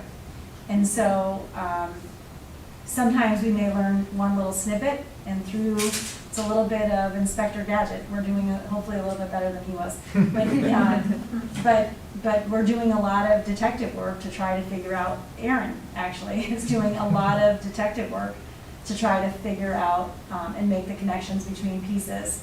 And so while I think they have a moral responsibility to tell us, we don't have authority to say you have to. But what they have to understand is in absence of giving us information that we need, it could require that we close the schools for 14 days, right? Just like we're doing now for different reasons. Aaron, anything you want to add to that? So far, we've had a very collaborative relationship with different groups in the community, club sports, other town organizations, scouting groups, et cetera, where we have worked collaboratively. We, as an institution, are not able to share names with organizations, but organizations have been able to share names with us. And they said, are these people cleared? Is this okay? And we've been able to do so in a way without breaching anybody's privacy to make sure that we're contact tracing the best that we possibly can. So those non-school sponsored activities, even if there are students of ours participating in them, but they're not school-sponsored activities, the schools don't have the responsibility, but what we have been working collaboratively because Correct. we understand those are our students and they could be coming into the schools, they could be exposing, and like you said, to avoid mass exposure, we might have to close the schools if we weren't able to have that collaborative nature. And so we've been taking that on. In other words, if we learn that an individual was exposed as part of a private club, again, through that collaboration, we get the names and we do the lifting on this end. Thank you. Another question is, I was hearing a lot on the radio this weekend about some schools considering proactively going remote for the 2 weeks after Thanksgiving. I think some private schools are doing that, colleges. I didn't know if there'd been any thought around that. I'm not even had much time to think about it. Good thought. Dr. Inouye, do you want to go first? So that has actually, our steering committee brought this topic up in the summer.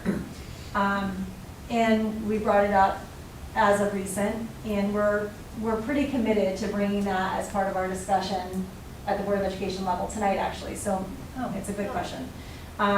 The reason we didn't bring it up tonight is because we did meet with Dr. Ahern, and this may change, right? We have new information now, things are changing. So that may still be a discussion point at some time before the holiday, but based on the information that we have from both Dr. Ahern and Ed Briggs, they were not recommending that at this time. And part of the reason was because they felt that the communities could intermingle. There's so many communities that are so close by that they could intermingle, and so that the benefit wouldn't outweigh having kids stay home an additional 10 days. Did I capture that well, Aaron, or anything else? Well, we had that discussion Friday with Dr. Hernan at Briggs, and all of our goals all along to the fullest extent has been to keep kids in school. So the thought was, why proactively close the schools if we don't have a lot of cases in town? So what I took away from the conversation was we should really do it based on the numbers. But then from Friday to Monday, things changed. Yeah. So we're in a situation. So I think the answer, at least based on that conversation, was that we want to focus on the numbers, not so much on, why close if those could be two good weeks of instruction if our numbers are good at that time. But that's a discussion that we could continue to have.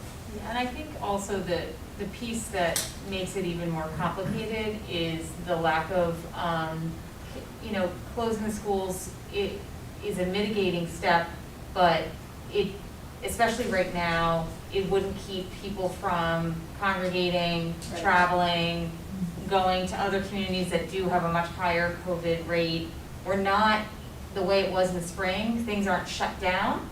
So they also felt like that factor didn't necessarily lend towards doing it. The piece about the kids being in school, we discussed this a lot over the weekend and into this morning, is that when they're in school, they are following the mitigating measures. They have, for however much time we have with them, they have their masks on, they're washing their hands, they're socially distancing. We don't obviously have the control or responsibility outside of the school day. That's a family's responsibility. But knowing that they're in school does add a sense of safety for us in many ways, because we feel like, okay, this is a time that we have control over them. And so that's been a big part of this, is that they're out for those 10 days. That's true, but they could be anywhere doing, coming together as friends or social groups and all the things that we want kids to have. But that if they were in school, they would be protected. So it's just like another layer to the complexity of all of this, is that when they're not with us, they may or may not be following the same kinds of rules that we would have for those 7 hours that we're in school. Thank you. TBD, it sounds like. Yes. I had a couple of questions, but maybe we should wait until it was for you, Dawn, about in a moderate risk scenario, what are like some categories where there might be some savings versus where we might have extra expenditures? But I don't know, would you rather wait until we talk about the COVID stuff later? Whatever. Either Well, we way. can talk about some of the easy ones, right? Yeah, So in a moderate generally. risk scenario, one of the savings would be busing, right? And on Wednesdays. So a day of, hold on to your seats, a day of the school bus is about $23,000. In two categories that we look at on a daily basis is the AM/PM, or the home to school group. That is our highest expense for busing. That runs approximately $20,000 a day. So every day of savings that we don't have the buses running a full AM/PM or home to school is a $20,000 savings approximately. The other area is the special education in town. If we don't run that bus, those buses, I'm sorry, so it's just one, those buses, it's approximately a $3,600 savings per day that we don't run them. So there's a possibility of a $23,600 or close to $24,000 of savings each day that we don't run a full set of buses. And then on the cost side, there's the cost to cleaning. Well, all the buses, yes, there's a savings in the cleaning, but we do, our cost of cleaning is on a monthly basis. We have a monthly charge, so it would have to be a full month of. For the buses. We would still be covering the cost of that monthly cleaning at this point, even with just one day closed.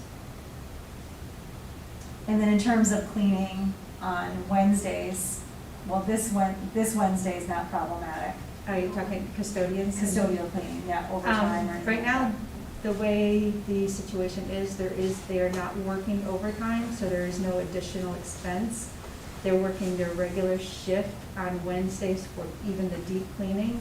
The one thing I believe, and Joe is still on, is he's still working with his team, that the evening shift may come in just a little earlier. I don't know if that's materialized yet or not, but there is no overtime for Wednesday cleaning, and they aren't doing anything different on Saturday at this time, with the exception this past weekend, which was an overtime scenario. But on a normal basis, just going to a moderate risk, there is no overtime expense at this time. Great, thank you. I do. And food service, Dawn? Food service is kind of hard to judge at this point. Our director of dining, John Morris, has taken an extended medical leave. And so we have Daryl Spires, who's been absolutely great picking up in his place. In that lack of, or that transition of not having John Morris here, we still haven't received our first billing. But the food service program, if you remember my speaking of it in the past, is a self-sustaining program. So the expense that we have on the paying for meals covers the cost of running the program. Overall, it's about a $2 million program per year. And right now, the federal government has a grant out. They're passing through the state of Connecticut in order to offer a meal a day for every student on the program, the free and reduced lunch and or the National School Lunch Program, which is our K-8 group. The high school is not on the program. However, we are able to offer for any student in the town of Ridgefield, age 18 and under, a free meal a day if they pick it up at our remote location, which is at Eastridge. So the only income we currently have coming in from those programs is the cost that the state will be reimbursing us for the free meals that are picked up, whether it's in school or out of state. Thank you. Thank you. Two more things. One is a comment. I agree with some of the other comments around the room that whatever we can do I think the schools and the principals have been fantastic about their follow-up communications to the more district-wide communications, but it would be helpful as a parent to just literally go on the website and go, oh, today, Monday, October 26th is moderate risk, and here's what that means for each of the 3 different levels. Just something so it's clear. I think, again, the communications have been good, but now it feels like you're having to check through a number of different emails, so however that could be done. And then the last thing is, Dr. De Silva, I know that you always ask this question, what could we have done differently? So is there anything that you've learned, or the group has learned from, especially the last week? So I think there's always an opportunity. In fact, we learned a lot from the first high school experience, and one of the pieces of information that we took away, and we actually did a really good job with this part over the weekend, was having a team ready and available, because it's not humanly possible for one person, and especially if it happens on the weekend, to navigate all the phone calls, let's just say, to all these families. So if you look at some of these numbers, you could have 50+ kids, 80+ kids and adults to call, and those are phone calls, and there's a time factor in it, because as soon as I call one person, 10 other people might be learning about this on social media, and as a result of that, they may have some of the facts and not all of the facts. And so one of the takeaways from our high school experience was to have teams and volunteers, and so Erin looked for nurses who were willing to give up their time and volunteer to make phone calls, whether it's in the evening or on the weekend. Having teams at each school. I think Tim Salem called his team the Avengers, and they were ready to go. They landed upon Scotts Ridge and came together. The quick and timely communication, and I think we've gotten, sadly, pretty good at this in some ways. but always reverting back to what questions aren't we asking, what part we have missed, you know, something like the bus, right, or the bus driver, or things like that, just making sure that we have that list. And so what we've done, and we've taken every communication that we've sent out so far, and we've copied them, and we have them in a folder. And so when it's time for the next individual to get ready to make those phone calls, they have a list of the talking points so that there isn't something missed. They have copies of the letters that we've sent out, so they may adapt those same letters to save time so that they can communicate out. We debrief with them. You know, I think one of the things that Dr. Greenwood took away from his 2 experiences was just the communication to kids and being sure that we're communicating, especially at that level, right, the secondary level, but even at the youngest level, being sure that we communicate to kids so that they understand what's going on. And so in every one of these circumstances, even though I think we are getting better each time we go, the reality is we can always grow and communicate clearer, more efficiently. You know, today we worked on a letter together. It was taking far too long. Probably if we had just, one of us had written it. Because by the time we had 70 hands in the pot, it made for a messy letter. And so things like that, there's just different takeaways that each experience gives us. But we're fortunate because we have a really good team, and you know, we resource out quickly. One of the takeaways actually from this weekend was the food service, and we knew to contact food service, but one of the pieces that we neglected to think about is we typically give out lunches in the evenings at one of the particular schools. So just being able to communicate clearly to all those different stakeholders, because there's subtle differences with each event. So, all right, thank you. Any follow-up board questions or any comments from administration? Thank you, that was very thorough. Thank you for taking all our questions and helping to clarify for us and for the public as well. Okay, moving on to our next agenda item, which is the Ridgefield Administrators Association agreement. We know the board met prior to this meeting in executive session to discuss that. So do I have a motion regarding the agreement? I move that the Board of Education approve the tentative agreement between the Ridgefield Board of Education and the Ridgefield Administrators Association for the period July 1st, 2021 through June 30th, 2024. Do I have a second? Ken? Any comments? I know I would just like to say and take the opportunity to publicly thank our administrators for their deep dedication to our students and staff in Ridgefield. Under normal circumstances, their work is evident, but never more so than now. The administrators are an integral part of the planning, decision-making, and communication amongst all of this uncertainty and fluidity. And we know that it can't be easy, that it takes a lot of tangible time and emotional energy, and we'd like to thank them. So with that, if nobody else has a comment or a question, we'll move to vote. All those in favor of approving the tentative agreement, please raise your hand. Liz, are you raising or no? Okay, so that is 7. All those opposed?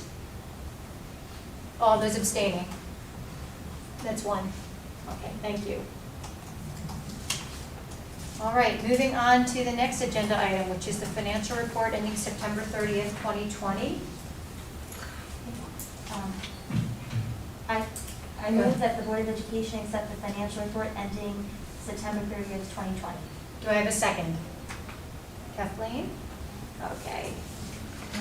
Great, thank you.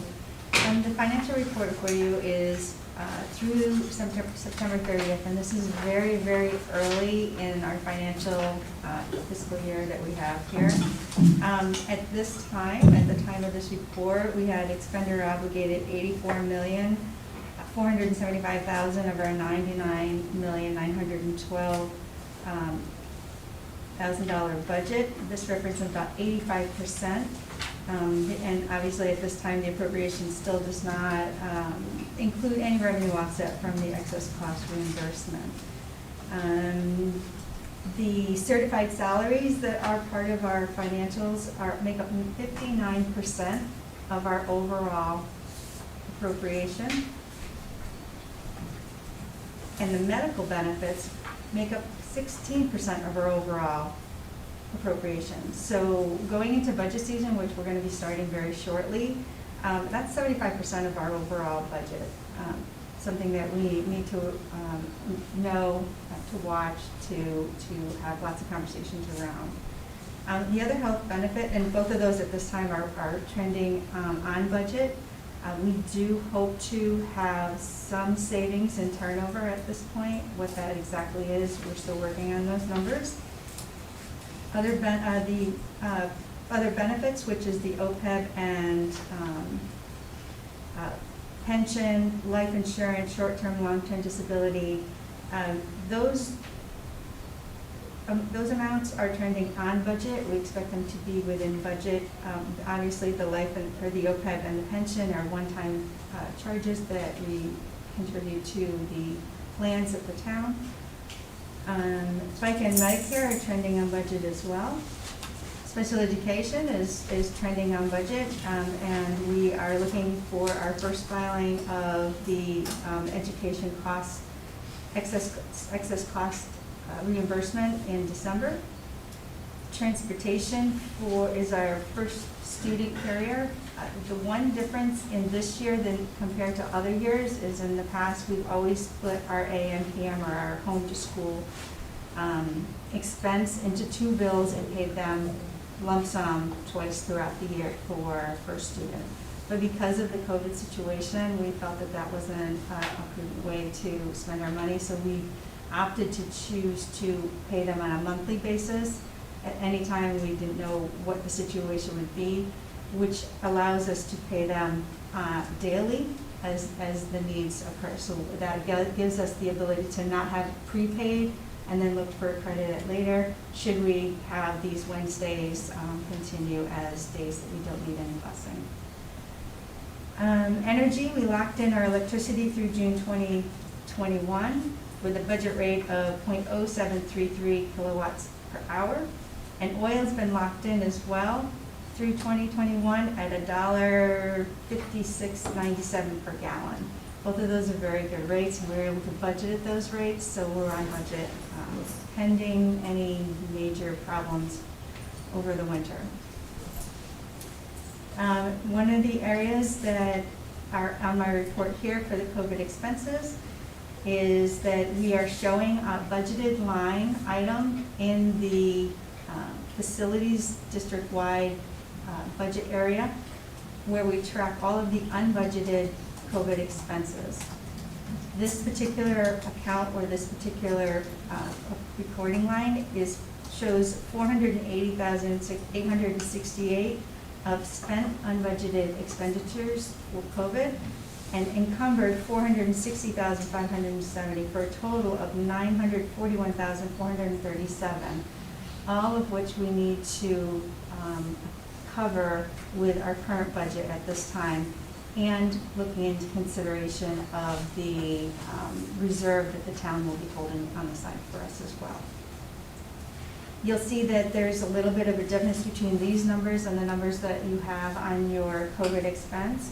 The difference between those is I've added to the COVID expense line other areas of unbudgeted expense that are covered under grants that we have. One we've applied for and received, and one that we've applied for and are still waiting for acceptance on.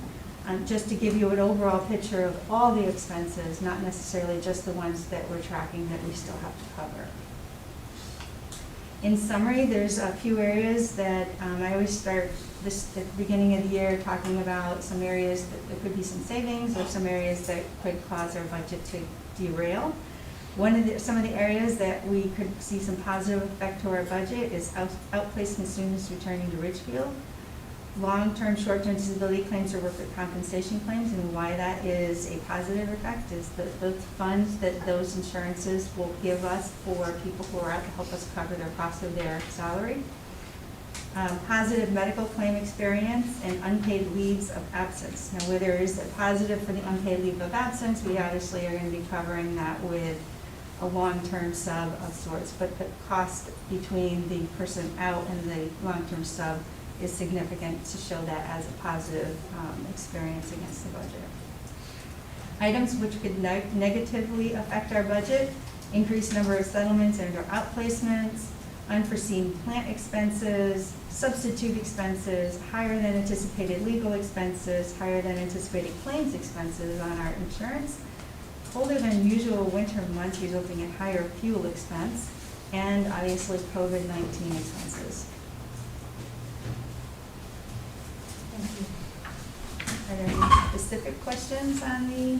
I had a question, actually, maybe this is, I don't know if it's Dawn, if it's for you, if it's for Dr. Hanaway, it's actually about the ECR. How are we tracking with that, given, or how has COVID, I should say, impacted, like the multiplier, especially the 2.5 or and other costs in there that we might? The multiplier hasn't changed, the calculation hasn't changed, it's still reimbursement, you know, and I always get the exact percentage wrong, somewhere around 76% of what you spend over 4.5 times per pupil. Right. So that calculation hasn't changed. Right. When we passed the budget, we didn't know what to expect for this school year. We kept the number at 1.4. We were over 1.4 this past year, but we didn't want to move that number because we really had no idea what to expect this year and how it would affect it. But what I can say is, I'll give you two examples to answer that question. So in one sense, the tracking has changed because, for example, our extended school year programming didn't run in the traditional manner that it did, but the virtual services are still reimbursable. Okay, so the hours are still the same, so we just had to track it differently. On the flip side, we've had to have, and we didn't have as many hours, so where we didn't get to claim reimbursement for as much as we would during ESY, but we also didn't spend as much. For example, transportation or staffing.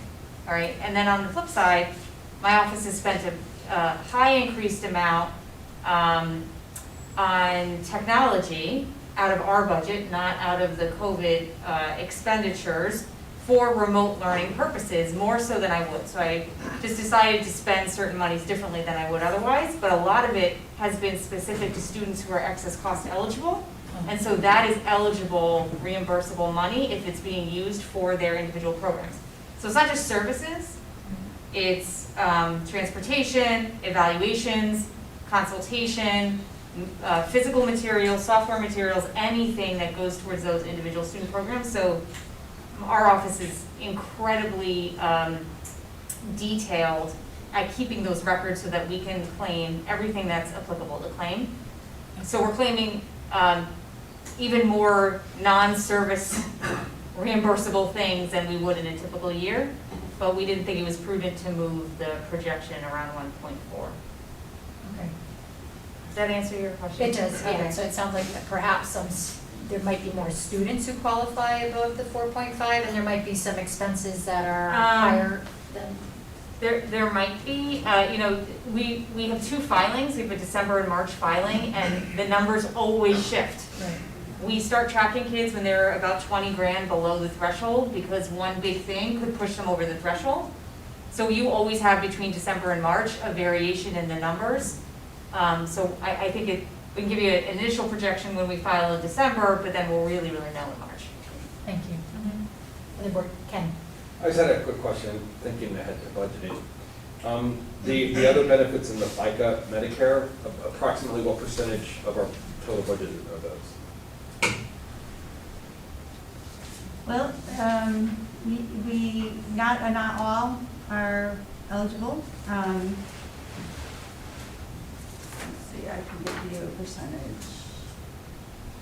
If you look on the projected line, or the projections, it's a single sheet. It's right after the report itself. You see FICA and Medicare broken out, separate from all of the other grouping. That's something that isn't pre-encumbered, so you'll see that the actual expenditure numbers are only through the 7 payrolls that we have completed. And then the rest of that is anticipated to be spent. Obviously, as when the budget was created, it was created with certain employees who were here already and what their salary levels were. So as the final numbers come through, as there's turnover, that number will change. We'll probably, sometimes we can go over, sometimes we can go under. I think this coming year, we'll see that that number has a little bit of a savings in it. Okay, thank you. You're welcome. Other board questions? Okay, we have a motion on the table to approve the financial report ending, sorry, Donna, did you finish everything that you, report ending September 30th, 2020. All those in favor, please raise your hand. Okay, that is 8 of us. Okay, thank you. Margaret, I just have one area that is part of the financial report but doesn't necessarily need approval, perhaps, is transfers. If I could just go over the transfers really quick, just to bring them forward to you, that we're already, based on the transfer policy, processed, and I just want to make the board aware of any transfers that we processed. So in September, the high school had asked that the world language, in the world language area, that their transportation line be reduced by $1,500, and that world language instructional materials be increased by $1,000, and world language membership be increased by $500. This request was due to, well, first, the department chair for this area is a new department chair, and she had looked at the allocations of the budget and realized that there was a need to move some money around in order to accommodate the world language changes that she sees. So transfer was needed to purchase additional instructional materials for staff around proficiency, as well as membership to allow for staff to participate in PD and student activities. And one of the areas that she had mentioned was that the PD model for world language has changed over the past years, and that what she sees that is that she sees the proficiency, the world language changed to a proficiency model. And in doing that, she felt that there was a need for additional materials in order to bring the staff up to speed so that they would be able to continue on with their training and teaching. The high school also had a transfer of instructional material science of $1,500 to science textbooks of $1,500, and the reason for that is there was an additional section of AP environmental science, and they just didn't have enough textbooks in order to have to accommodate this additional section. The last transfer was at Veterans Park. And Veterans Park moved money of $793.44 of instructional materials K-5 to payroll non-certified, and that was to cover some summer hours that they needed in order to support their administrative staff in the front office.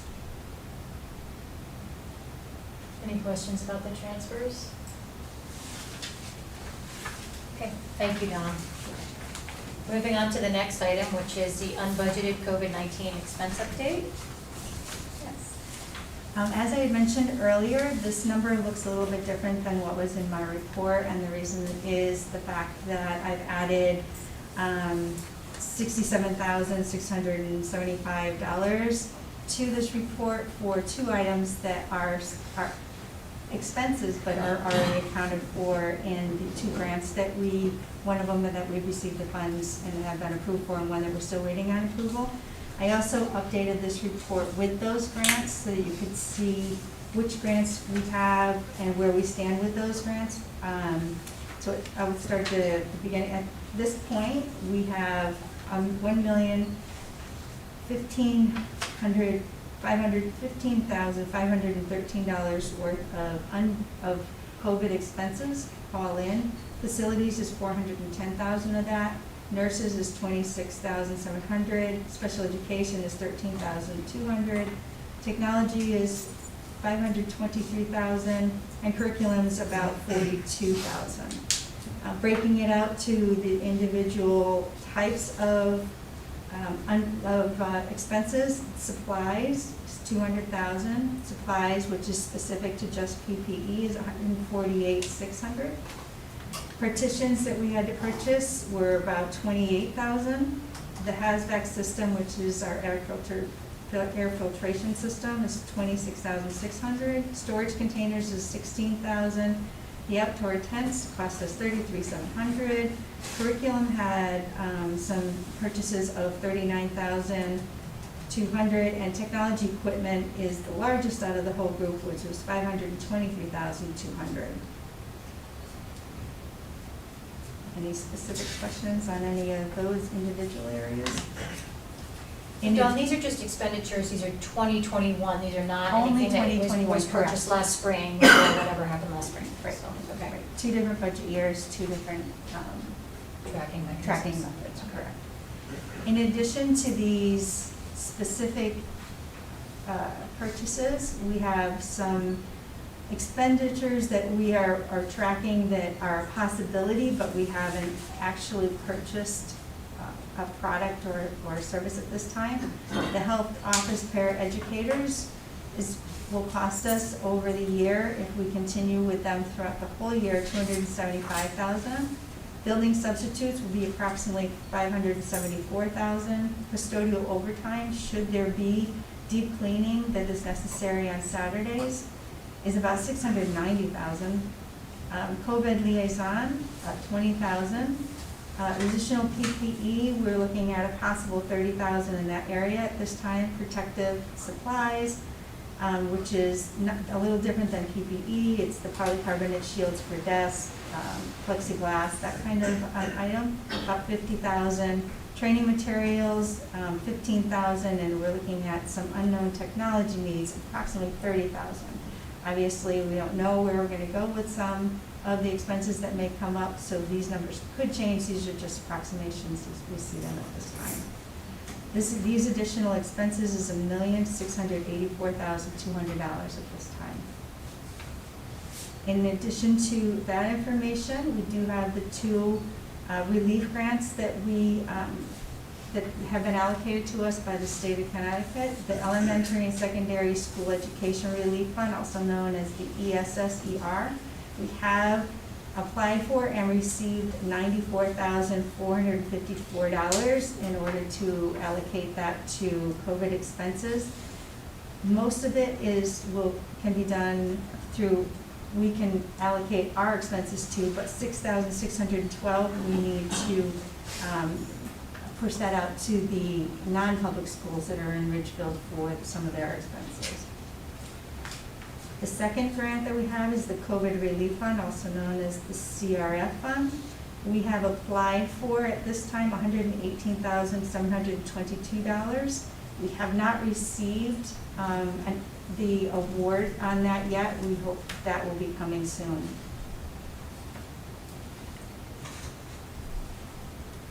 Questions?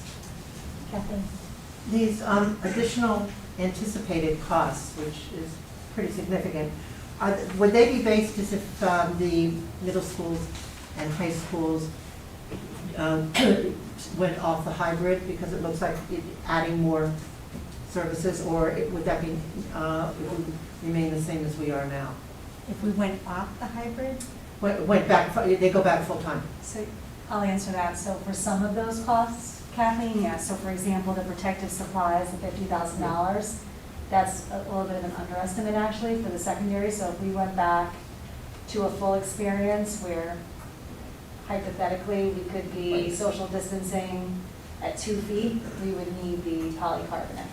And so that cost is the custodial overtime. I actually think that that would be in a situation where we would need to have, for example, the PSAT. That was a good example of when we needed that custodial overtime for a deep cleaning on Saturday before our students arrived. So those types of experiences might require that, or an unknown situation that happens on a Friday and we need to clean over the weekend. The health office paraeducators right now, we are experiencing them. It's just a matter of whether or not we're going to maintain them for the entire year. Our building subs are allocated, so that cost is there. The COVID liaison is there, you heard him speak tonight. I don't know if we will certainly need the additional PPE, but one of the requests at our last meeting was to include anything that we might anticipate, and that's why Dawn included the additional PPE. Thank you. Any other questions? I had a question just about the non-public schools part of the ESSER. I mean, do we physically cut them a check, or is that something that we can use as an offset, like if we provide them transportation? Like we're obligated to do? My understanding is it has to be a specific expense that they've incurred that's unbudgeted, that is specific to COVID. Okay. And my understanding is that they would create that expense, and then we would either reimburse them that expense, or they would, somehow we have to track that back to our grant, so they would send us an invoice based on what it is. They would cover the cost and we would cut them a check for it, so I'm not exactly sure 100% on the logistics of that. So they had to identify what they were going to spend their portion Before the on. grant, okay, That's right, got so it. when we wrote the grant, I had to revise the grant. We had to include what they were going to spend on. Oh, okay, so they were part of the upfront, they were That's part of correct. that. Okay, got it. All of our grants, we have to somewhat say where we're going to be spending it in order for the application to be approved. Okay, thank you. Other questions? Okay, moving on to the next item. Signature authorization for the Connecticut Child Nutrition Program. Do I have a motion? I move that the Board of Education approve the authorized signatures change form for the Connecticut Department of Education ED-099 Agreement for Child Nutrition Programs. Do I have a second? Kathleen? Dawn, were you going to give, do you want to give us some up? The next three items on the agenda are really housekeeping items. Anytime there's a change in upper administration that deal with certification at the state level, there's a need to update signatures that are approvers on those state documents. And in this case, the Child Nutrition Program is requesting, there's two of us that can certify the counts that we submit as to how many free and reduced lunches we've sold, or at this point, how much seamless summer option free meals that we're handing out. Dr. Silva needs to be part of that because right now they don't have her as a signer at the state level without the approval of the board indicating that she is eligible to sign for these state grants. Any questions? Okay, let's move to a vote. All those in favor of approving the change to the authorized signature, please raise your hand. Okay, that's 8. Motion passes. Thank you. Do I have a motion regarding the proposed signatory for the Fairfield County bank account? I move that the Board of Education approve proposed signatory changes for the Fairfield County bank accounts as presented on October 26, 2020. Do I have a second? Ken? I have a point of motion on that. Oh, sorry. One of the accounts is Webster Bank. Oh, very good. Should we change the? Okay, so we can, yeah, actual motion? yeah, since it hasn't been seconded yet, we can change the motion to say for the Fairfield County bank account, Fairfield County Bank and Webster Bank accounts. Read again, Margaret? Sure, yeah, thank you. I move that the Board of Education approve proposed signatory changes for Fairfield County bank accounts and Webster bank account as presented on October 26, 2020. In a second, okay, Ken. Dawn, Again, this is just a housekeeping. Currently in red, on the current signatures, you'll see in red the names that will be coming off. And in the recommended new signatures in red are the names that we will be adding to each of the bank accounts that you see before you. These are only the accounts that need to be changed at this time. We do have other bank accounts, but they don't need to be changed at this time.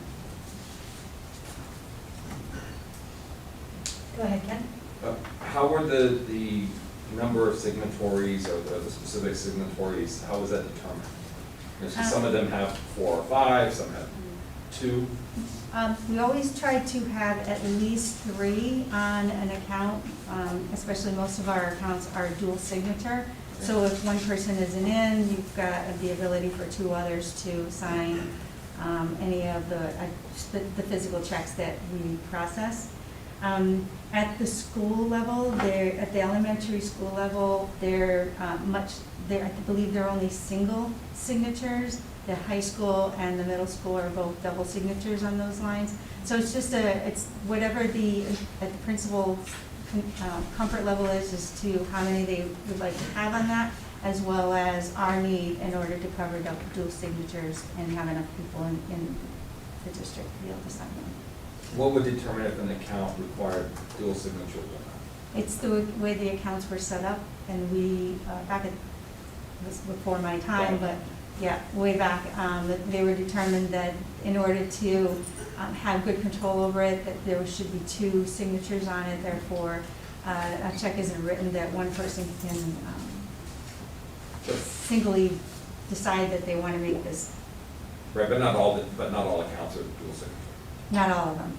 And is there a dollar amount that goes with that dual signature on some of those? I don't believe so. I think it was more that, well, obviously the elementary schools are much smaller and the dollar amounts are much smaller, so they don't currently, most of them do not have a dual signature, but our middle school or high school, and then our other bank accounts, the donations, adult learning, summer rent or building rental, grants, all of those do have dual signatures, the lunch accounts, and they are larger dollars. So at one point, Margaret, that probably could have been a thought. Okay, thank you. Is that something we could look at the budget committee, finance committee, or? Yeah, sure.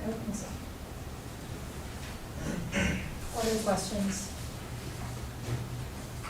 I had one on the high school, only because it looks like from the other individual school student activity accounts, it is the principal who's the signatory, but at the high school, it's not the principal, it's 2 assistant principals. I just wondered.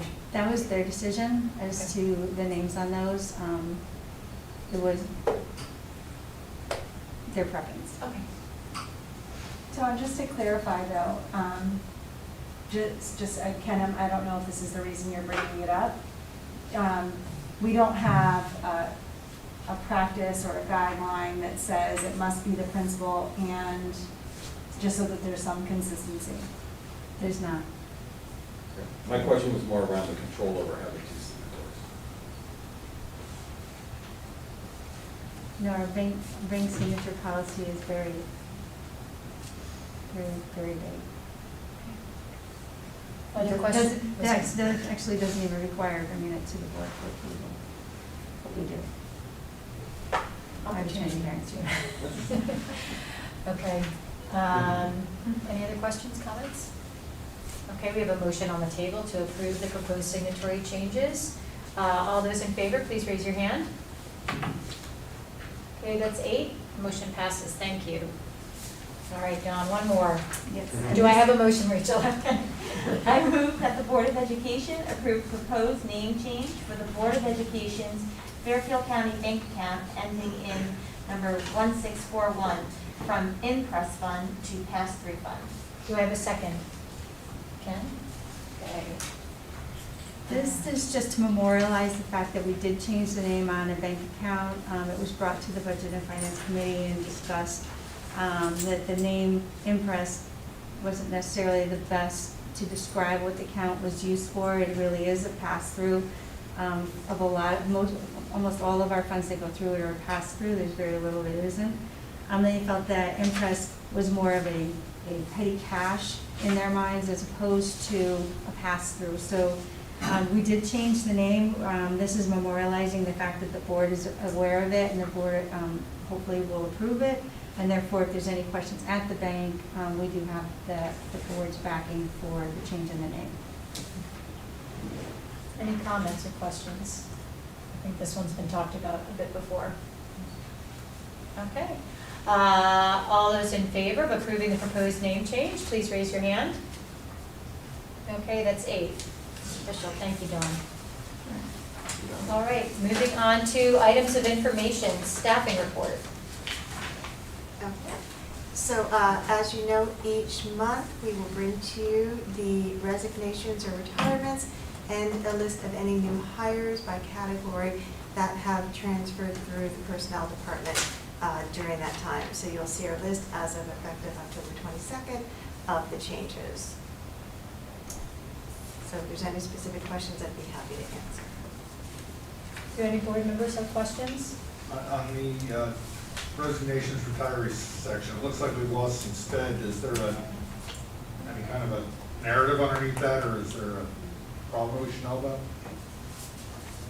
Most of the reasons for any of our changes have been personal decisions related to retirement and sometimes personal decisions about making that decision at this point during the pandemic.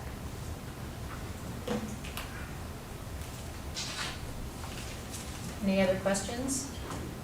Go ahead, Ken. Yeah, just as a follow-up, though, we have plans in place, so we're not losing any instruction for. No, at the high school level, so last week, Dr. Show and I met with the PTA special services reps. Each building has a special service rep for the PTA, and this is a conversation that came up. We got hit the most at the high school level. We're lucky that we have either dual certified gen ed teachers taking overages or special education staff taking overages right now. We are in the midst of filling them, but we have 3 vacancies. You know, I explained to the special services reps that, you know, we had other candidates that we did not feel were qualified enough, so we weren't going to fill them to not have a quality enough service. In some cases, we have had to switch service providers because if the student needed a service that provided specific training as per their IEP, we did have to do that in some situations. Just the other piece is the vast majority of the resignations there are paraprofessionals. You can see towards the bottom that those individuals have been hired. These are not highly paid positions, and so you can imagine in a situation where we are now and folks may be concerned about their health, the health of their family, that might be a time in which they have to make a decision. And again, it's not a highly paid position, unfortunately, and I think many folks do access the position because of the benefits more as than the actual salary. Any other questions? Staffing updates? Nope. Okay, we'll move on to the enrollment report. So again, each month during this second board meeting of the month, you'll see what our enrollment is in our Power School system. You will see that although there are slight variations from September at different school levels, that our actual total number of students, 4,576, remained the same. We did double check that to make sure that that was accurate information. However, those are not our official numbers. The board will receive on November 9th both our official numbers from Malone and Prune, as well as our class size report that will have our official numbers as of October 1. So that is still yet to come before you. Thank you. Any questions? Is there an update on the number of homeschool kids? Has that gone up or down? I think we're at 68. In fact, the Board of Finance did ask for our enrollment numbers, so I'll confirm both of those and send them to the Board of Education first, and then I'll send them to the Board of Finance. And has there been fluctuation in that number? We've seen an increase. An increase in homeschooling? That's correct, yes. But total homeschooling, not accessing remotely, right? Right, different, right, Yeah. total homeschooling.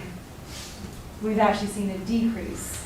Once we went full at the elementary level, we saw a decrease in the number of children accessing remote learning, kind of interesting. And when it came to the secondary level, same thing, is that the more time that we've been in school, parents had greater confidence in the mitigating measures and sending their children to school. It's a hypothesis, but I'm going to assume that they did. I think that's probably accurate. When students or families withdraw, do we ask the reason? So when they withdraw from school, we do ask them where they're going. If they're going to a new school, if they're homeschooling.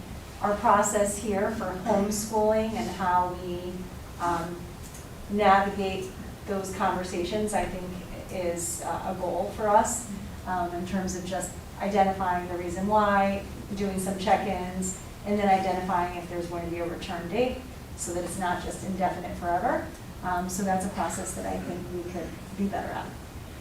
I also wonder, it feels, again, with the real estate market booming and lots of families moving in, it feels like the numbers would be going up, and I just wonder, I'm just curious as to why they haven't, and I wonder if it's some of it's homeschooling, I wonder if some kids perhaps have withdrawn to go to private schools, and if we had data on that. So we could look at that, that's a different question, that we could look to see if there's been a number of students transitioning into a private school.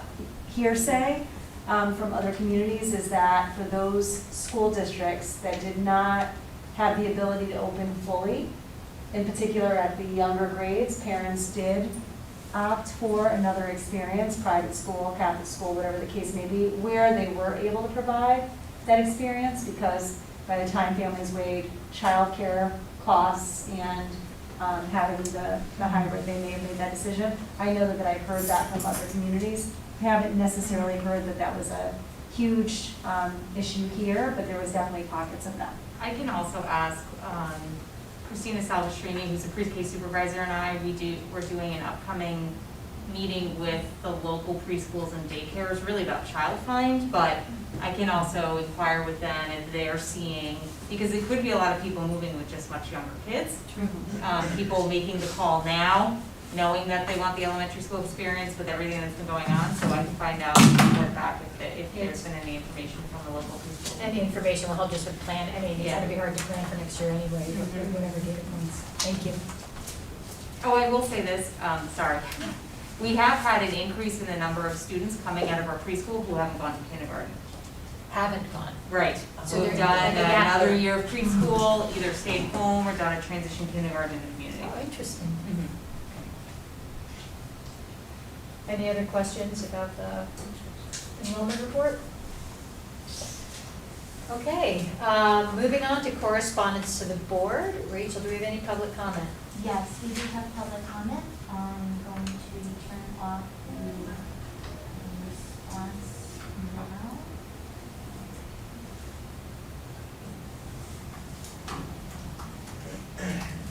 So first public comment is by Kate Ward, 25 Beaver Brook Road. Thank you for your hard work during this time. I wonder if there might be any future plans to share.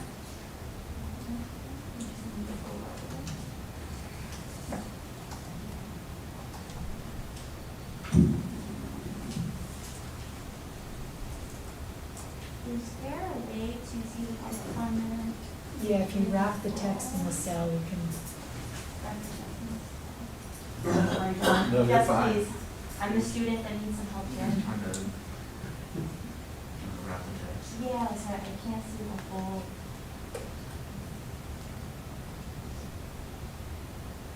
Is there a way that can come out with each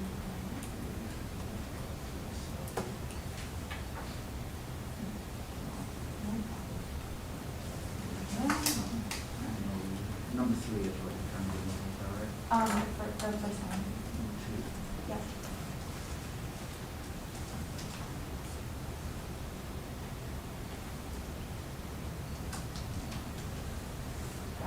So what I did was, just so you know, text wrapping. Alrighty. Okay, great. Thank you. I might call you back, John. That's Thank fine. you. All right. I apologize for the confusion. So our first public comment is from Kate Orr. Thank you for your hard work during this time. I have wondered if there might be any future plans to share out of the students and teachers quarantining from these recent cases, if any end up testing positive for COVID-19. Basis of my question is to get a clearer handle on if the preventative measures in school are working, and if so, if there is thought to adjusting future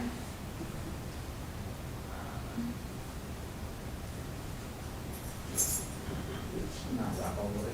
yeah, sorry, John. You're okay. Hold on, I think I got into it. Yeah,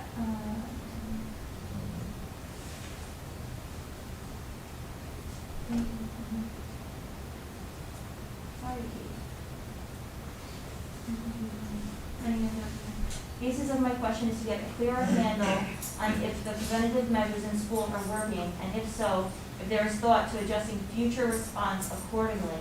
Also curious to hear if official guidance will be shared as it relates to sports and extracurricular activities where spread seems to be occurring with more frequency. Thank you. Next. I'm going to do the text wrapping. It's format, text wrapping, and wrapping. Do you want to do all of them? Yeah, can I do all of that?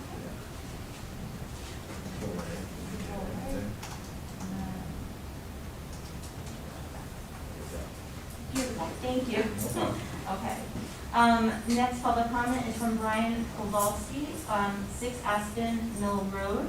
Please consider allowing RHS athletes who may miss a postseason event because of this quarantine to compete if they have a negative test result within 48 hours of the competition. Next public comment is Kenneth Cho and Ellie Carter, 19 Prospect Ridge, Apartment 1 and 61 Barry Avenue. Before COVID-19 cases started to spring up across the district, we successfully held an RHS symphonic orchestra concert. All instrument players who were comfortable came to play in person. We were able to comfortably socially distance on the stage with a minimum of 6 feet radius. In addition, our wind players were equipped with PPE scientifically proven to be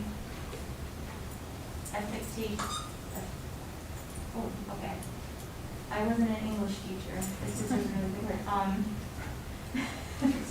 Okay, against COVID-19 spread, the professional recording of our concert will be live streamed in December. We're also excited to announce our district's new Music Mentors program. RHS musicians who are mature and talented will have the opportunity to mentor younger aspiring musicians in the middle school programs. Stay tuned for more details coming soon. Yet another piece of evidence points to the strong correlation between music and academics. 6 out of the 8 national merit scholars at RHS are members of the music program, and they span a wide array of our groups. Orchestra, jazz band, wind ensemble, and music theory. Maybe just something along the lines of, we are so proud of the continued high standards of academic excellence in our music program. Finally, to stay connected, even as we move to virtual schooling, the music program is starting a series of community social nights over digital platforms such as Google Hangouts and Teleparty, with themed movie nights, online gaming competitions, and social spaces to bond online. We want to ensure that our program stays connected and students don't feel isolated at home. The next public comment is Scott Baglio, 9 Stonewall Lane. I understand the COVID policy is not an easy one to administer, but my understanding is that there are 3 to 4 cases combined in both middle schools, and there is no evidence that cases have spread among any students. Yet, we are moving to a high-risk model, and the students are going to full remote learning for at least 2 weeks. Is this what we should expect the original policy to be? Any cases will result in shutdown of an in-person instruction. Next public comment is from Stephanie Donovan. Have you evaluated the benefits of keeping the younger grades K2 in 4 days a week, similar to the RISE students? Next public comment. Rebecca Baglio. I believe it would be helpful to receive follow-up communications with regard to the symptoms and severity of the virus that the students who have contracted COVID experience. There is a great amount of fear surrounding the virus. Obviously, HIPAA prevents names, but anonymous reporting of how the child fared through the virus could be helpful to parents and students to alleviate stress and anxiety associated with the virus. Finally, it's helpful to know, once a case is reported, has the case spread to other students, or are the masks, cohorts, and 6-foot distancing helping prevent the spread in our schools?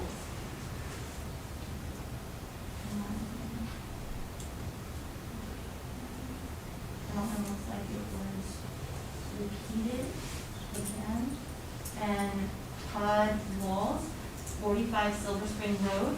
If school is going to be shut down for cases with unknown source, you have concluded that mask wearing, social distancing, hand washing, and cleaning are not effective in preventing the spread. What is the purpose of these preventative measures if you quarantine 100% of the school with a case or cases of unknown source? I don't want to miss anybody.